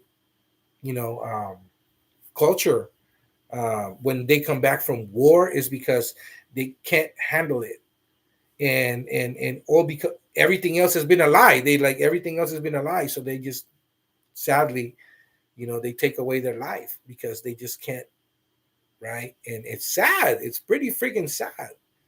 You know, I think that there's way more things that make us the same than different in this country. Um, and I think that just having this, this ridiculous back and forth, and then just saying, this person is terrible because you know, um, they happen to like the same sex, and I don't want them around children. And this person right here is terrible because of the color of their skin, and this person right here is everything is wrong with America because they came in here um, looking for a better life illegally. No different than like the Irish did and the Italians did in the past, because they're the only people that are truly, truly American are Native American. That's who this country really does belong to, you know. And when they received people that were strangers from another land, instead of telling them and shooing them away and killing them, they've welcomed them and said, here's some food. You look like you're hungry. Here's some water. Come in. Let's welcome you into our homes. It seems like you've gone through a lot. Welcome. It's just, yeah.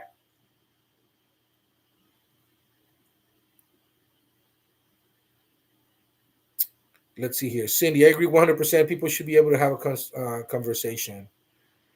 Do, do, do, do, do, do, do.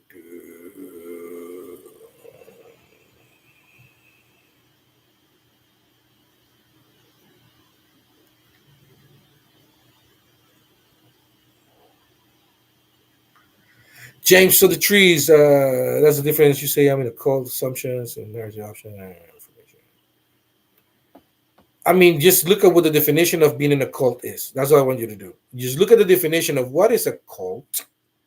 That's all. You just have to look at the definition and then put two and two together. Now, if you're a MAGA, no problem. But like, just look at the definition.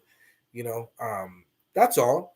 Or you could be like me. You're just like a true, true, old school Republican that doesn't like the way things are now and doesn't like the way that the party's headed. You know, the problem with ICE is that they have no bounties or commissions for rounding up people. Yeah, and that's illegal. That's very, very illegal. And look, they asked Trump the other day, "Hey, do you think that Biden is because of the Supreme Court's decision that he cannot be prosecuted for anything? Do you think that he's not going to be basically he's not game to be prosecuted for anything that Trump wishes?" And he said, "Yeah, that's unfortunate, but everybody else is game." I hope that everyone else working for this guy had paid attention to that comment, because what he's saying is, I'm not going to go to jail for anything, but everybody else can.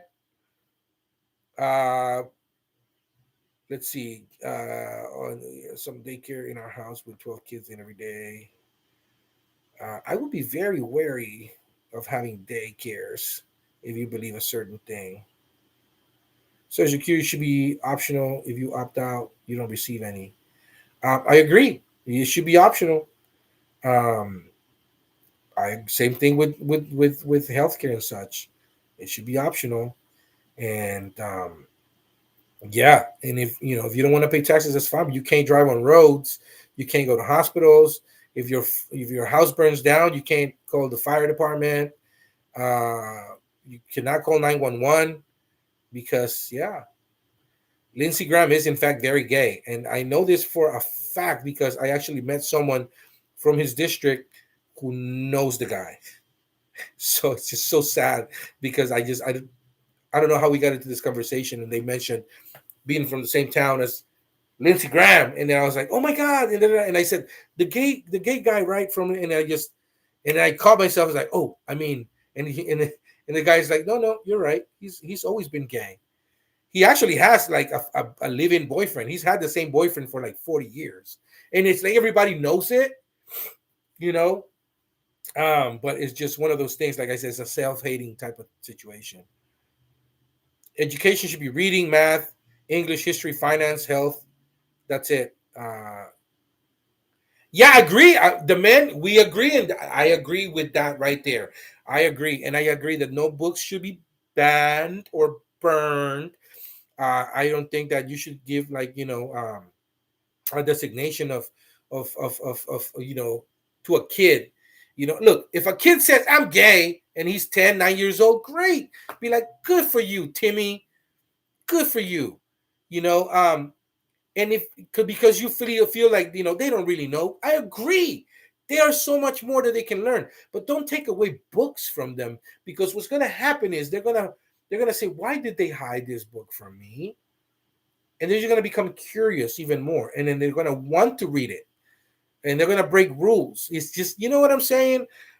There's this show my wife is watching called The Handmaid's Tale, and holy shit, the parallels that I see between the Republican party of today and that, it's crazy. And it's just like, I mean, if you guys haven't seen it, I welcome you guys to see it, and you will just your jaw is gonna drop. But I mean, sadly, that's kind of like dystopian future that we're going towards, based on everything else that the way things are going now. Cannon fodder is not the majority, but there are a lot of them that are.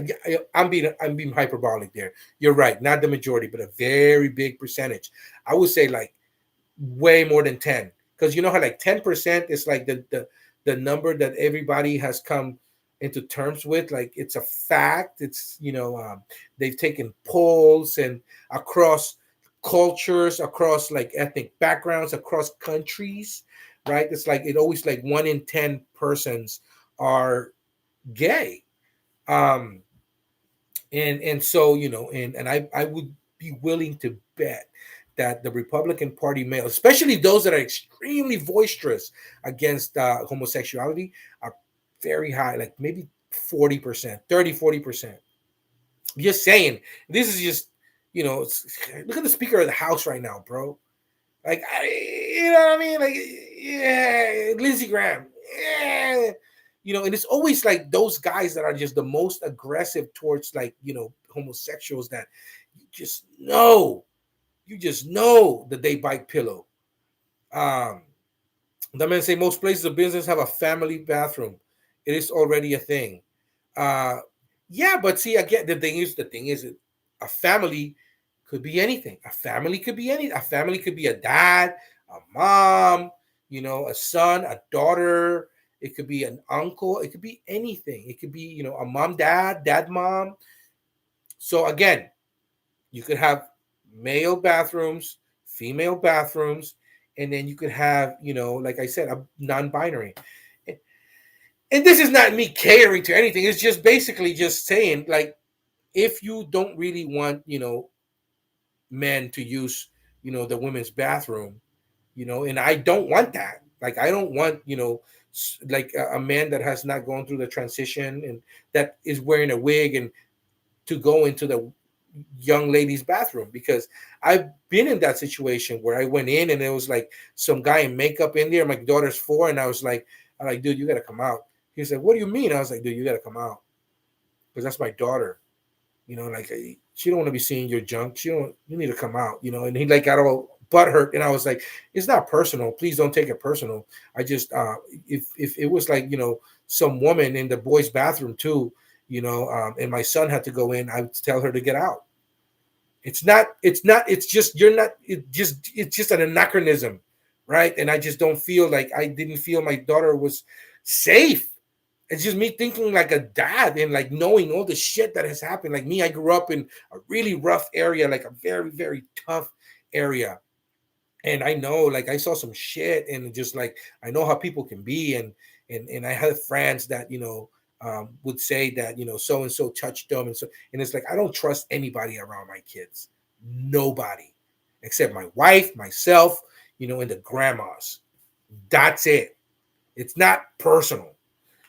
Um, the men say most places of business have a bad. Yeah, I agree with you with Savage 100%. I love how people project themselves. Yep, no religion in school either. I agree, no religion in school. We we agree. See, there's definitely, I like I tell you, there's so many things we have in common, and I think that we focus on the stuff that we don't have in common, and what the media tells us we should, have, like no, like I think if you sit down and you talk to someone, you'll see you have differences of opinion, but you have way more in common than not, and I think if we could focus on those things that we have in common more than we do that we have different, right, and in differences of opinion, I think that we could find common ground, and like so much could get done. Like, and if we can do it, and if we could do it as like, people that are not in government, like why can't those politicians that's exactly what they get paid for do it? Because they're clowns, man. They're clowns. And this is what's turning people off completely. Like this is why you have, Generation Alpha and the millennials saying, forget it. This is insane. They get along just fine, let me tell you. They get along. This other new generation coming up, they get along. They don't want to be like their grandfathers and their fathers. It's just insane, all the negativity. Um, and I think the kids are gonna be all right, man. But you have a rise of democratic socialism now.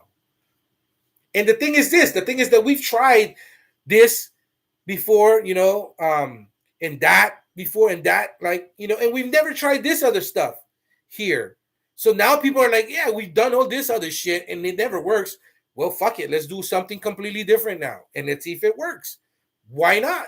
The definition of madness is to do the same thing over and over again and just expect a different result, right? That's what we've been doing. Well, now people are like, well, fuck it, democratic socialism. And let me tell you right now, AOC, if AOC runs for to be senator of New York, she will win. AOC could be majority leader. I'm telling you right now. So the Republicans better chill, because AOC is very likable and she's extremely smart. And that's why they hate her so much. Because this is a young lady that's extremely educated, highly educated, and she could mop the floor with anybody. And if she goes and becomes a senator, you think Kamala was a problem. If you think Kamala was a problem, I'm telling you right now, man, AOC is the problem. And so, you know, not religion or schools either. Geometries or one bathroom, like tons of places worldwide. My local high school saved a ton of money. Their new building with neutral bathrooms, individual stalls, communal sinks. The thing is so the thing is, okay, so the high school, kids are coming into their own, and especially young ladies, and then the young men too. They're so insecure about their bodies still, right? And it's just like, and then you have the opposite sex in there. It's just, yeah, I don't know how I feel about that, brother. I mean, I see your point, James. I see it, but I don't know how I feel about that. I think that a 3 bathroom system would probably be better than one. And that's just my own personal opinion, right? Uh, we agree on one thing that's enough for me. Yeah, man, I'm telling you, and I can guarantee you, the more people talk, and the more that you get to know each other, the more you start seeing that you have way more similarities, and then you can squash the differences, and then even eventually, just like some buddies of mine that were extremely liberal and I didn't agree with them on some stuff, they made a lot of good sense about some stuff, and I changed my mind. Fucking shocker. I'm a data person, and you show me some data, you show me numbers, you show me things that can prove otherwise, and you're like, you know what, I was wrong. But you have to have someone that's willing to change their opinion based on new information. That sadly, a vast majority of ultra right people are not willing to change their opinion. It's it's called what is it called? There's a psychology term for that, and I'm trying to remember because I took psychology. Um, let's see. It basically creates a discrepancy in your own mindset, and you're like, you can't compute, right? Like your schedule goes into reset mode. You're like, fucking no, I don't believe that. And I'm trying to. There's a term, and it's probably gonna come to me after the live, obviously, right? The message, yes, I did a background check. I also do coach my kids' hockey teams and football teams. I have to do training on our daycare in our home. I didn't say you. See, that's the thing. Like, I never mentioned you. You. A lot of Republican men have like this sense of like persecution, right? And you internalize every single comment. Like, I never said you. I just said, I said a lot of Republicans would not pass a background check. I never mentioned you, brother, ever. I just said a fact. I just said that I am very, like, I'm willing to risk a lot of money on this. I am a gambling man. And I would say that a lot of men Republicans would not pass a background check, especially those that are just so anti, you know, uh, homosexuality, anti just progressiveness. And the funny thing is that progressive, the word progressive means you're progressing, right? And then they're like, you're a progressive. It's like, why won't you want to progress? Like by pure definition, progressing means advancing forward, right? Like, just, it just boggles the mind sometimes, brother. Um, did they shut it down? Gear saying they shut that, bro. Democrats Party is probably the same as Republicans. Um, I agree. The Democrats, other than the fascist rhetoric, are almost the same as. And that's the thing. What turns people off, right? Is you have a few Democrats that are very different. You can tell who's different, right? Just like you have Republicans that are, you know, that they're very even keeled, and then they make sense, right? And then, but when you have those Republicans say, my party's off the deep end. Lindsey Graham said it himself. He said my party's batshit crazy. He said it. He said it. He said Donald Trump is it's a xenophobe, homophobe, racist. He said it. He said it himself. And if we choose him to be the face of the party, the Republican Party as we know it is finished.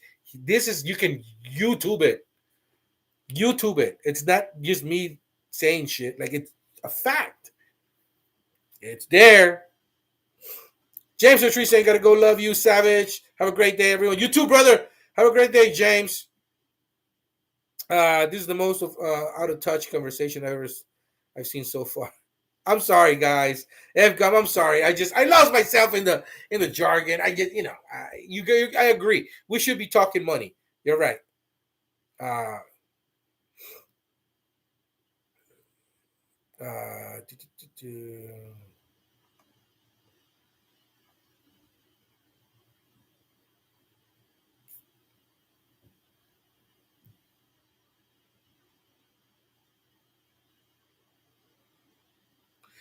I agree. I agree. You could vote Democrat and still think that the men should not be in the girls' bathroom. I agree. I never said I want men in the girls' bathrooms. And I think I made that clear, right? And just like I don't think I'm for abortion. As far as abortion, if you don't like abortions, don't have one, right? And I'm for a very strong Second Amendment. And some people don't like guns, and I'm like, okay, well then don't buy them. Don't buy them. It's so simple. You don't like homosexuals? Don't date one.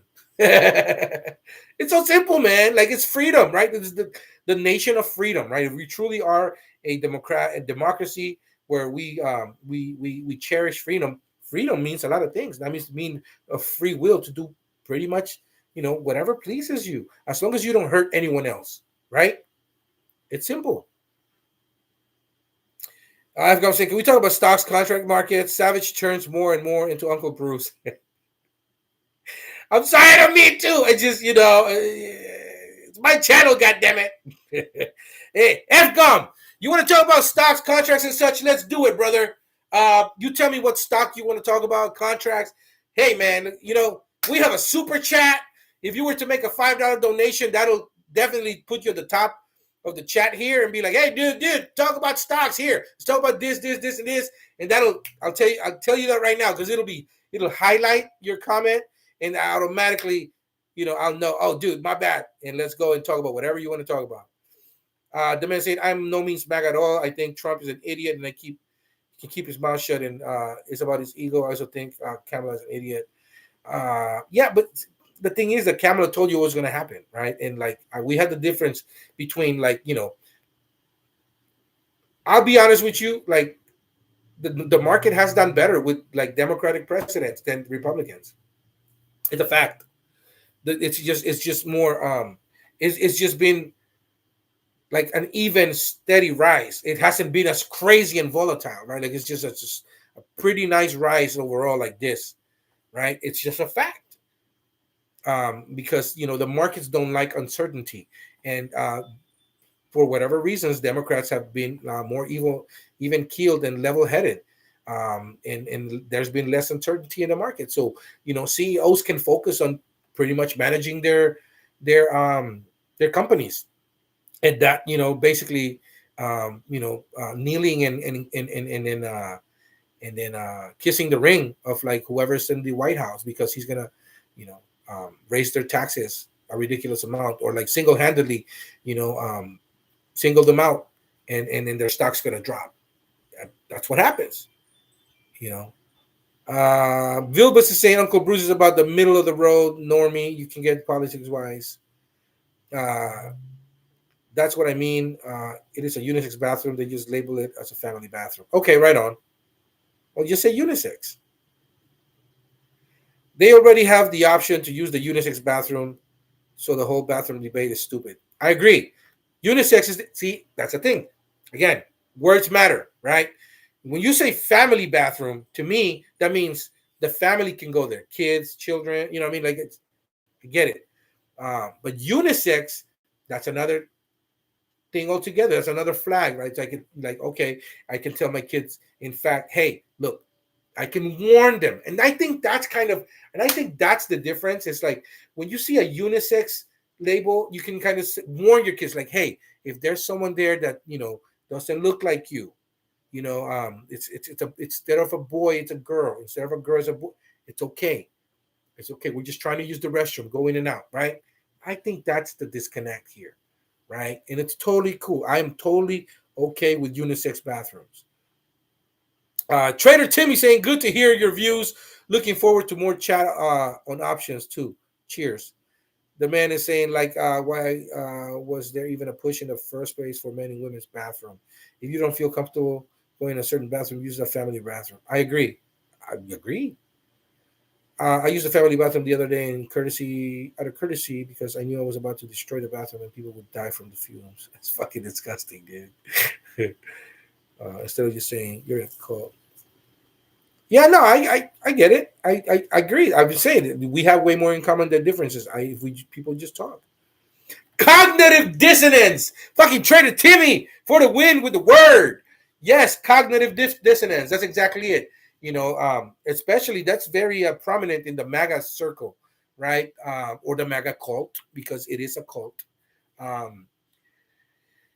You give them information that it's a fact, and it's like, oh look, this is a different information than what you've been fed, and it should change your mind. And because it doesn't sync with their beliefs, they're like, I can't compute. No, I can't. No, for example, and this is just an example, Jeffrey Epstein.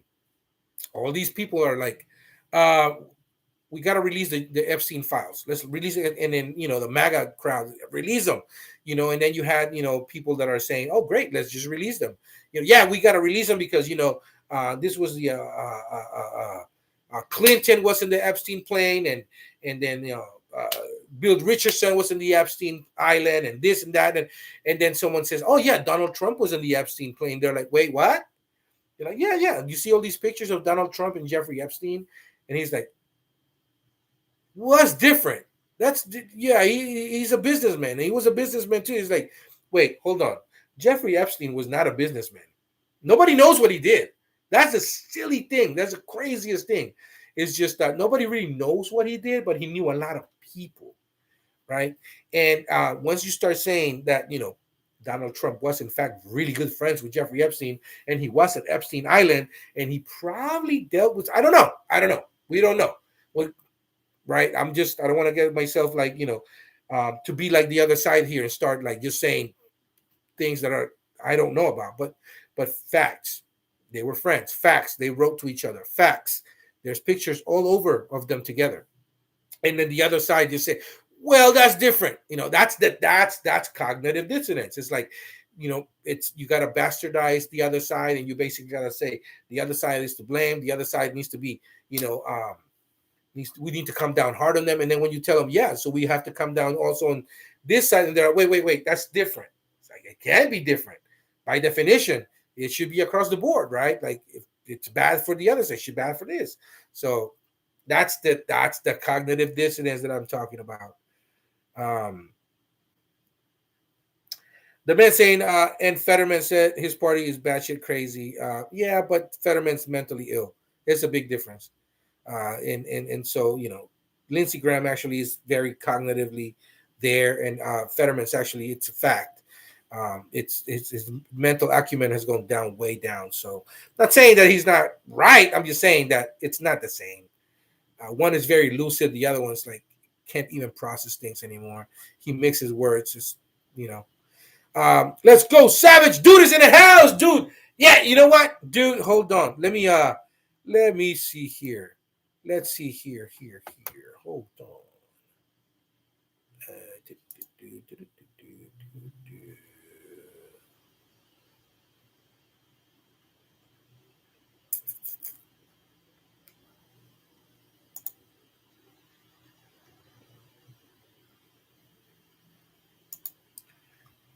Right.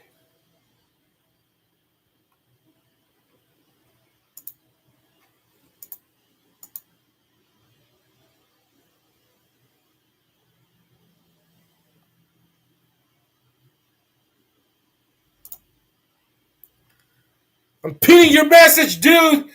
Ah, man. Dude is in the house. Yeah, buddy. Dude. Thank you very much, my friend. Here, let me see here. I want to share my screen.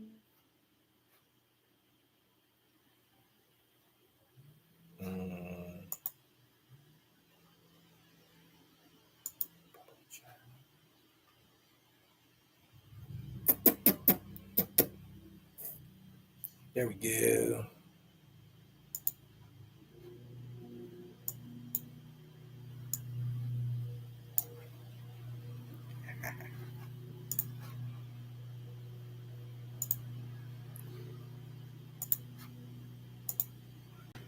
Yes! There we go. Dude is in the house, and he made a donation. We got to let people know he made a donation.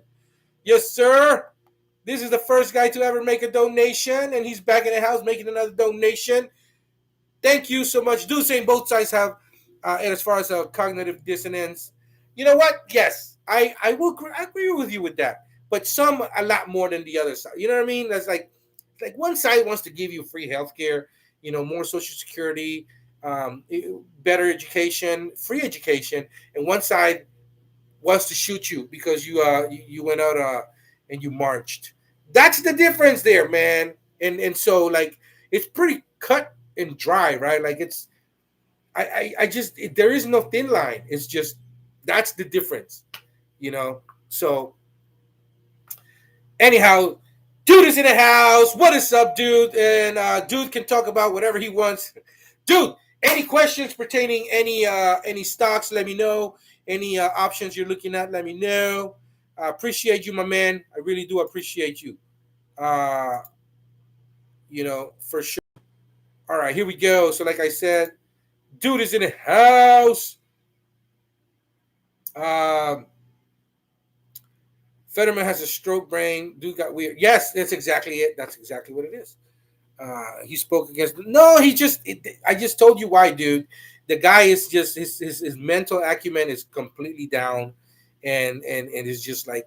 I'm not saying he didn't say it. I'm just saying he's really not there. Like I don't even know why they're letting him be out there with the mentally incapacitated as he is. It's pretty sad. I mean, there should be another election, and even if it's a Republican, I just think we need somebody that's lucid. That's do you agree with me or not? Just like I think we should have term limits. I don't think there should be someone that has been in the House of Representatives for 40, 50 years. That's crazy. The Senate for 30 years. It's crazy.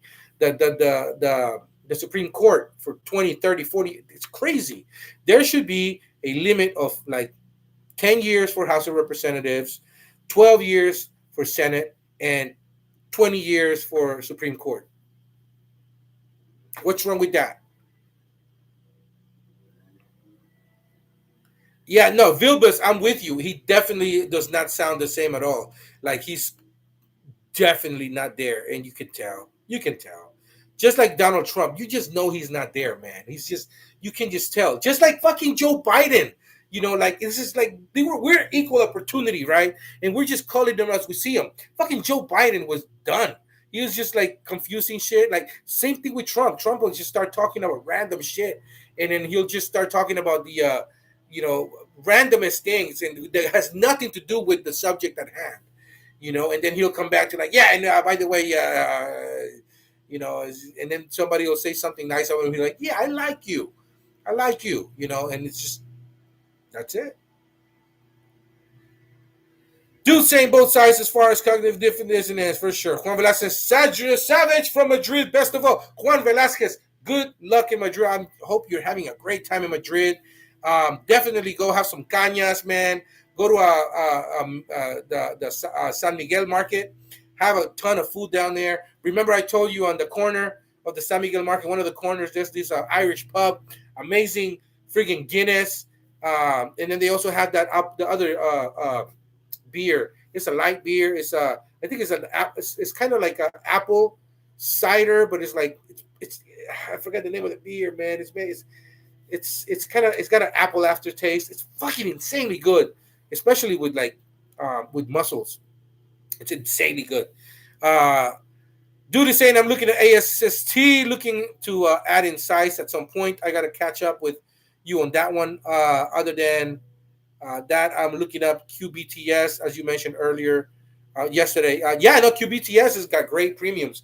There's another one, dude, that I took at, let's see here, a cashier put on. It was pretty great. Pretty great premiums. Arcturus Therapeutics Holdings, ARCT. They actually have a new contract. They're doing COVID-19 shots. I mean, COVID-19 is here to stay, the shots, right?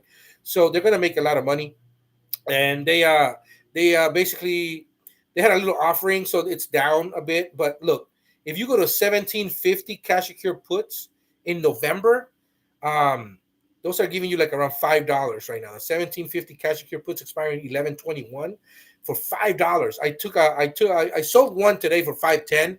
It's the first position that I take. I've been looking at this company for a while now, and it ran up, and now it's down. But yeah, 1750 cash secure put $5. That's insane, right? Now, again, everything carries a risk, right? So like if it comes down to like let's say 13, $14 a share, you're still winning because you got $5 for the cash secure put. You're protected till 1750, right? Not terrible.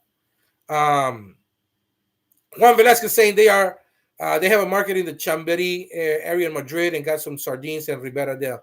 Nice Duero wine. I like it. Wrote $25 cash secure puts on SoFi for November 7th. Why November 7th, dude? Why do you guys do that? You guys go where there's no dancers on the floor. If you would have gone $25 cash secure put for December, more premium, and it gives you more time, well, more premium, and it gives you more time for, like, if the stock decides to take a shit a couple of extra weeks, you won't be caught holding the bag as much. So, and then you go to the third Friday of the month. That's even better premiums, and it's easier to come in and out. I don't know. Do the same. I see that bear. I'm feeling it. Do you think we keep stair stepping down into the October 30th? Um, so it's really hard to say, because usually September, right, and we're still in September. It is the bloodiest month of the year, right? So I told you guys yesterday. I don't know if you remember. I said don't be surprised if we start seeing some red, and even if the first week of October, and then we recover towards the end, right? Um, but it's really, I mean, we're timing the market at that point, right? We're trying to, like, you're reaching, you're at that point, you're guessing, right? So what do we know for sure?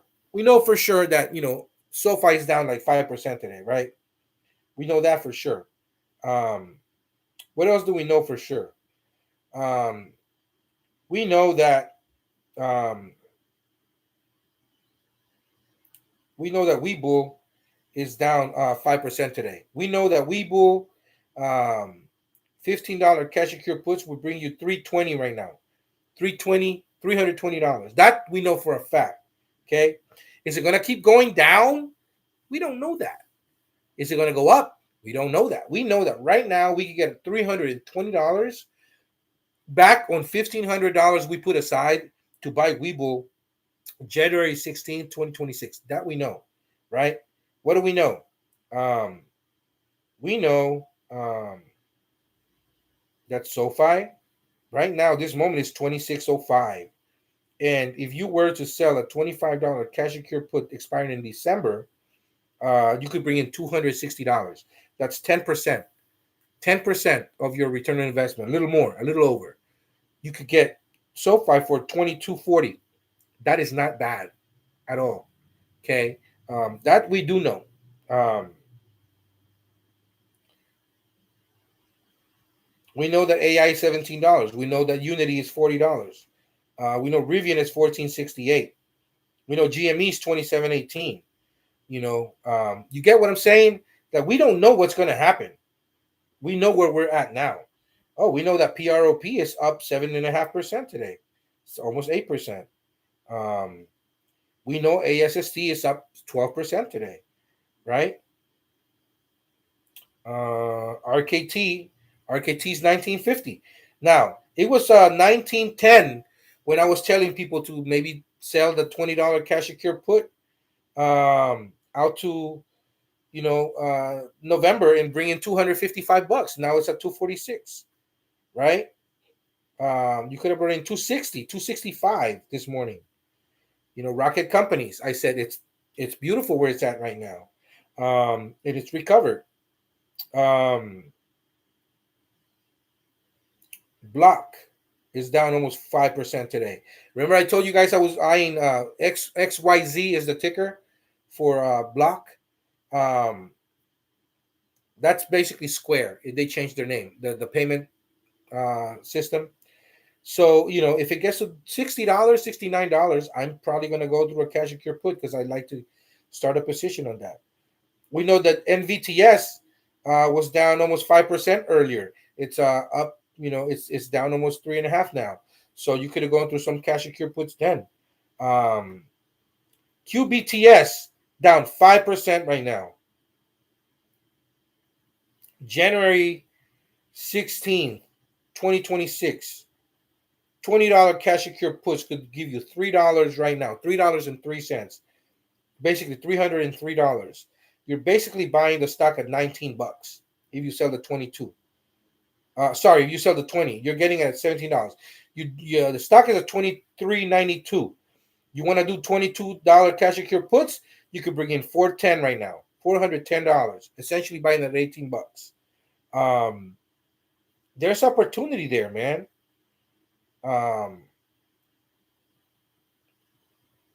Let's see here.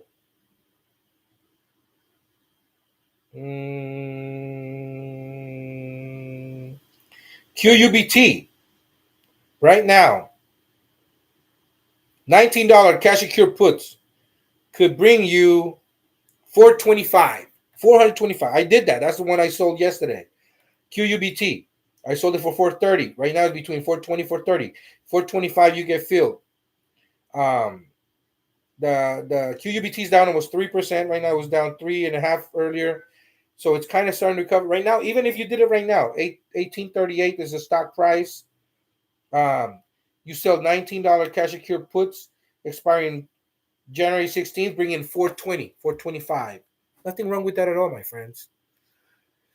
Vilvus is saying I got 525 for a June $26 on SoFi, and that's beautiful. That's free money. It's a cash grab, dude. It's a cash grab. Almost 20, basically 20, 25%. 20%. I like it. Savage, would the third Friday of October would be better? I can write another one. No, because you want more. You want more premium, right? If you go out, third Fridays of the month are always best because there's more. That's when a lot of stuff settles, right? And then you're gonna see the volume is always more on the third Fridays of the month. The volume, open interest, all that stuff. And so because there's more volume, more open interest, the spreads between the bid and the ask are smaller. It's easier to come in and out. So instead of doing a spread of 10 cents, right? And you're like, you're trying to get out of a contract and it's 110, 120. You put 120, it's going to take a lot longer to fill if it fills at all, right? As opposed to like going from 110 to 103, 110 to 112, because then you could go to 111 and get filled real quick. So that's, it's $9 difference, right? So like in 10 contracts, it's $90. That's how you got to approach that. So it adds up, right? So that's why you want to go and see it wherever there's more volume and open interest. And that's usually the third Friday of the month. Juan Velasquez saying 7:54 right now in Madrid. We're getting ready to 9 p.m. dinner. I like it. That's when the dinner is over there, between 9 10 p.m. I remember, man, I had a ball. I had a ball in Madrid, man. I had a ball in Barcelona. It's just a beautiful, beautiful country. Dude is saying, nice tapas. Yes, it is, man. Juan Velasquez saying, I want to write some $15 bull cash your puts for January 26th. What do you think? I like it. Juan Velasquez, I like it. I like it. I would like it even more if you gave me a super chat. I'm just playing, dude. Trying to get some stuff, man. Trying to get some logos here.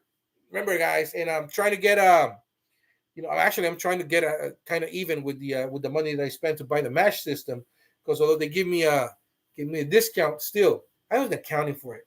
But it's because I have to go live. Also, probably some better lighting. This kind of a little darker room, but a little lighting would be cool. Either way, it's all good. We'll as you guys grow, right? This channel is gonna grow. We're gonna grow. The more thumbs up that I get, the more shares, right? The more this channel is gonna get traction. I'm starting to see more people coming in into the channel now, which is cool. So I think it's awesome. Let's see here. So yeah, I like it, man. $15 cash your puts expire in January. They bring you to over $3 right now. I think like 320, 315. So I think that would be good. It's not terrible at all. All right, chat. It's been grand, man. I really appreciate you guys. I really appreciate you guys tuning in. Dude, I appreciate the donation, man. I really appreciate it, brother. The super chat. James of the Trees, Wing Commander, the Man, Roaring Yiddy, Cannon Fodder, Jude, Tom Kaufman, Vilves, Juan Velasquez, F Gun, Zeta State, SJ, Trader Timmy, DHI Investing, Karen D, Big Dog, Charlie C, Raider, Sherlock, Kent's mom, man. I appreciate you. All you guys that um, have made comments today. I really appreciate it.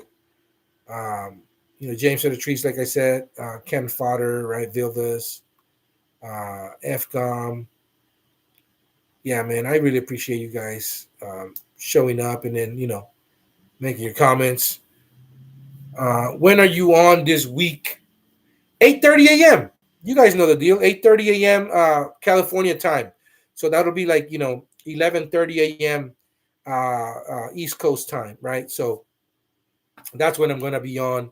Usually, next week is gonna be kind of tough going live because I'm going back to work. So um, we'll see how that goes. But for the most part, I'm gonna try to go, live a few times, even if not in the morning, in the afternoon, so we can kind of touch base and see where we're going with this market, right? But yeah, we'll see what's up, man. Like you guys know, like I'm not making a ton of money on the channel. Like I have to work, right? So by no means I mean, uh, Uncle Bruce land, right, where he was able to make ends meet monthly. I'm obviously not trying to be Uncle Bruce, and I'm still gonna work. I do this kind of like a side thing, but I really do enjoy interacting with the chat and interacting with you guys, especially because we trade a lot of the same stocks, and I feel like I'm able to show you guys kind of how I trade, especially for you guys that are newer and kind of get nervous trading. And I'm able to basically say, hey, look, this is my trade. Try to outdo it and make some money, right? And if you don't want to outdo it, that's fine. But you can have an idea on how I trade and how someone that's been doing it for a while trades, so that then you can kind of compare, how you trade and see if there's something you can learn. There's always something someone can learn from somebody else, right? And I learned from you guys as well. There's some stocks I didn't even know existed. I looked them up. You guys talked about it. I did my little research, and I was like, you know what? Let me take a small position here, see what happens. And I'm kind of seeing how they move, right? And it's all good. I mean, that's why we're here, right? So yeah, I'll be here all week, 8:30 a.m. California time. So that's, like I said, 11:30 a.m. East Coast time. Usually an hour and a half, 2 hours after market has opened, I'm live. Um, so Juan Velasquez, have a great dinner, my friend, dude. Uh, thank you so much for your donation. I appreciate it. Mando number 5, what's up, buddy? How you doing? Vilbus is saying, I enjoy being able to chat about trades during the day, so I will be making my way over there more often. Sorry it took me so long to find my way here. It's all good, Vilbus. It's all good. I'm always here, 8:30 a.m. And on California time. So, you're more than welcome anytime, brother. Anytime. Jay Gill saying, morning all, been here, but forgot to say hi. It's all good, Jay Gill. Juan Velasquez saying, we landing Thursday. Thursday, you're landing where? Are you back in California? I think that's cool. Oh yeah, in California. Okay, right on, dude. Yes, all week, dude, for sure. One flex saying, consider done. Savage, how do I send you money? Just click on the little money icon here, right? The little dollar sign icon here. It's a super chat. It's basically gonna kind of liven up the screenshot, right? And say, and it'll ask you to donate how much you want to donate, like $2.99, $3.99, $4 or $5, whatever. And then you put your message and you send it, and it'll show up here. That's kind of how you do it. For all you guys that don't know how to do it, use a super chat. You go to the chat on the bottom right, and you'll see the little happy face where it says chat. To the right of that, there's the little dollar sign, and then so that's kind of what you click, and then you know, and then there's the little heart right next to the right of that. So, but that's kind of how you do it. Anyhow, guys, it's been 2.5 hours. Time flies when you're having fun, I guess. But yeah, tomorrow I'll be on again 8:30 a.m. And I look forward to seeing most of you here. If you guys can all be here, that's great. And then we'll see what the market gives us. We'll see what's up with this shutdown. I'm expecting the shutdown, and I think it's going to hit the market a bit. And so, don't forget to have a little dry powder on the side. I can't wait. Like I said, guys, if you haven't started your positions on some hedging just yet, and by hedging I mean on not just buying stocks, but buying uh stocks that are kind of bearish towards the overall market, right? And what I mean by that means it's kind of like some bearish stocks, kind of like SOXS, which is like a daily direction daily semiconductor bear leveraged 3x shares. And basically, what it does is whenever semiconductors go down, this goes up three times more, right? Um, Same thing with SQQQ. If you haven't started a position on SQQQ, that's kind of the inverse of the QQQs, right? So if you think that the market is probably going to hit, a nice little dip, this is actually going to go up when the QQQ goes down. The SQQQ is actually going to go up. Right now, it's sitting close to a 52-week low. What does that tell you? That tells you that it's not a bad time to go in.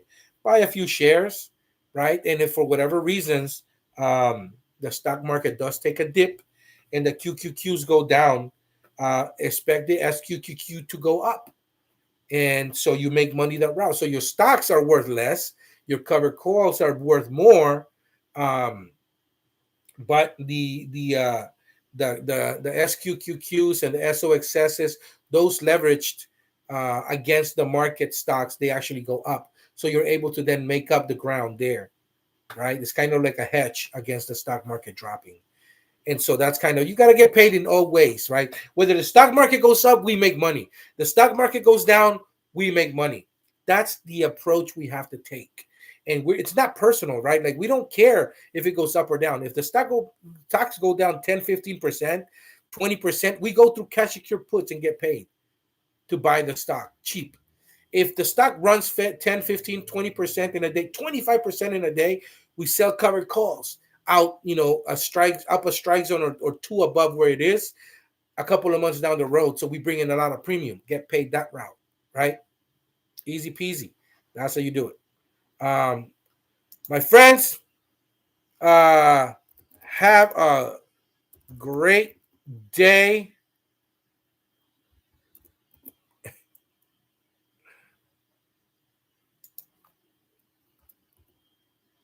Oops.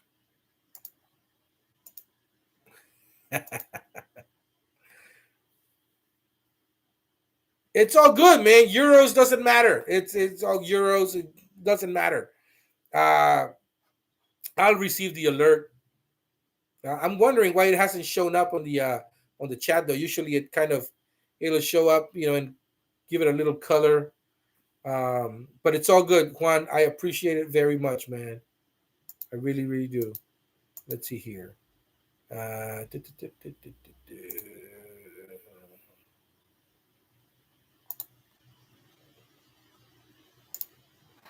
let's see here. Hold on.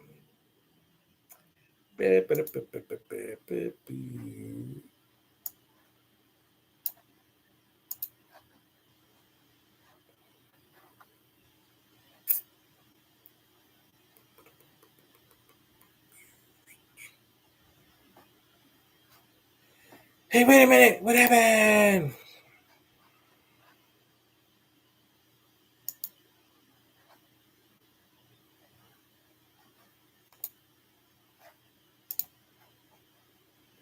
Oh, wait, hold on.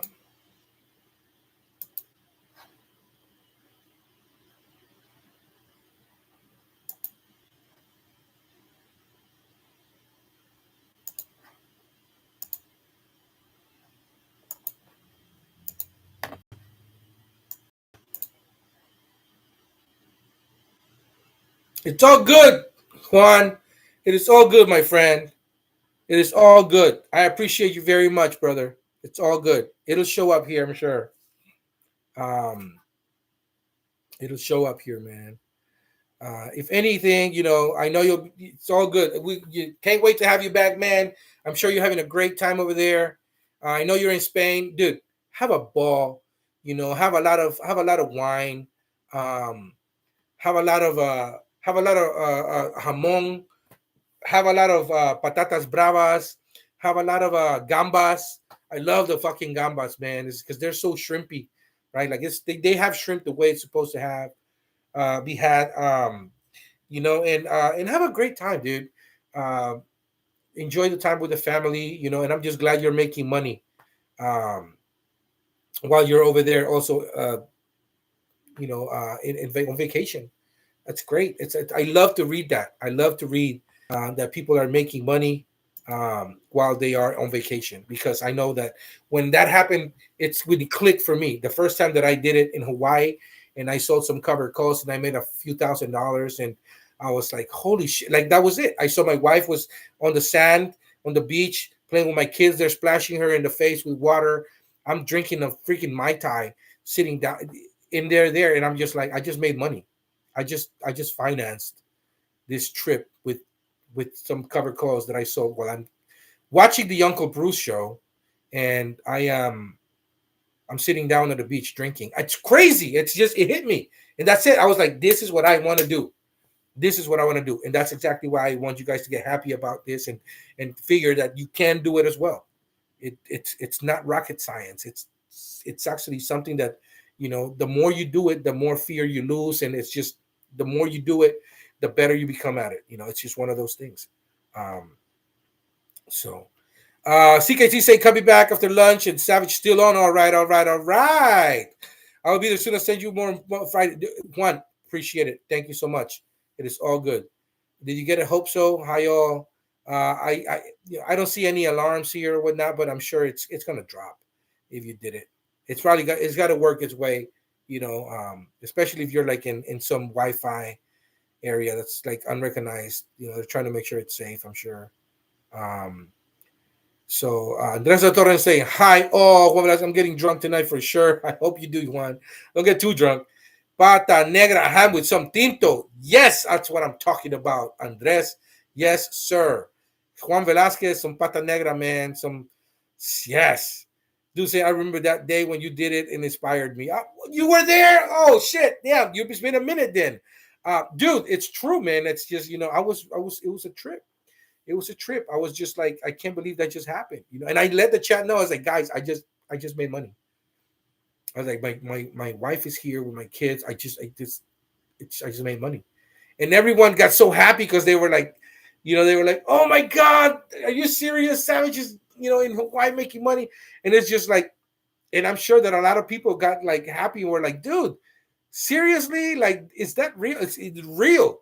It's so like unbelievable, but it's real, right? So anyhow, guys, going to the third hour right now. We are in the third hour, but 2 hours and 40 minutes. Jesus Christ. I have to go. I have to go get lunch ready. The kids are going out of school, the little one at least first. And then, I got to take some medication because my lower back's starting to hurt a bit. But yeah, thank you for watching, guys. I really appreciate it. I'm the Savage of Wall Street. We'll see you guys at 8:30 a.m. on the dot here. Same channel, same bat channel, same bat time. And I hope you guys have a great rest of your day. Dude, thank you so much for the donation. Juan Velasquez, thank you so much for the donation. I really appreciate you guys. I can't wait for you guys to make more money. And I hope those trades went through and you're still making more money. See you guys tomorrow. Have a great rest of your day. Peace out. Savage of Wall Street. You guys know the deal. Give them nothing, but take from them everything. Peace out, knuckleheads. Late.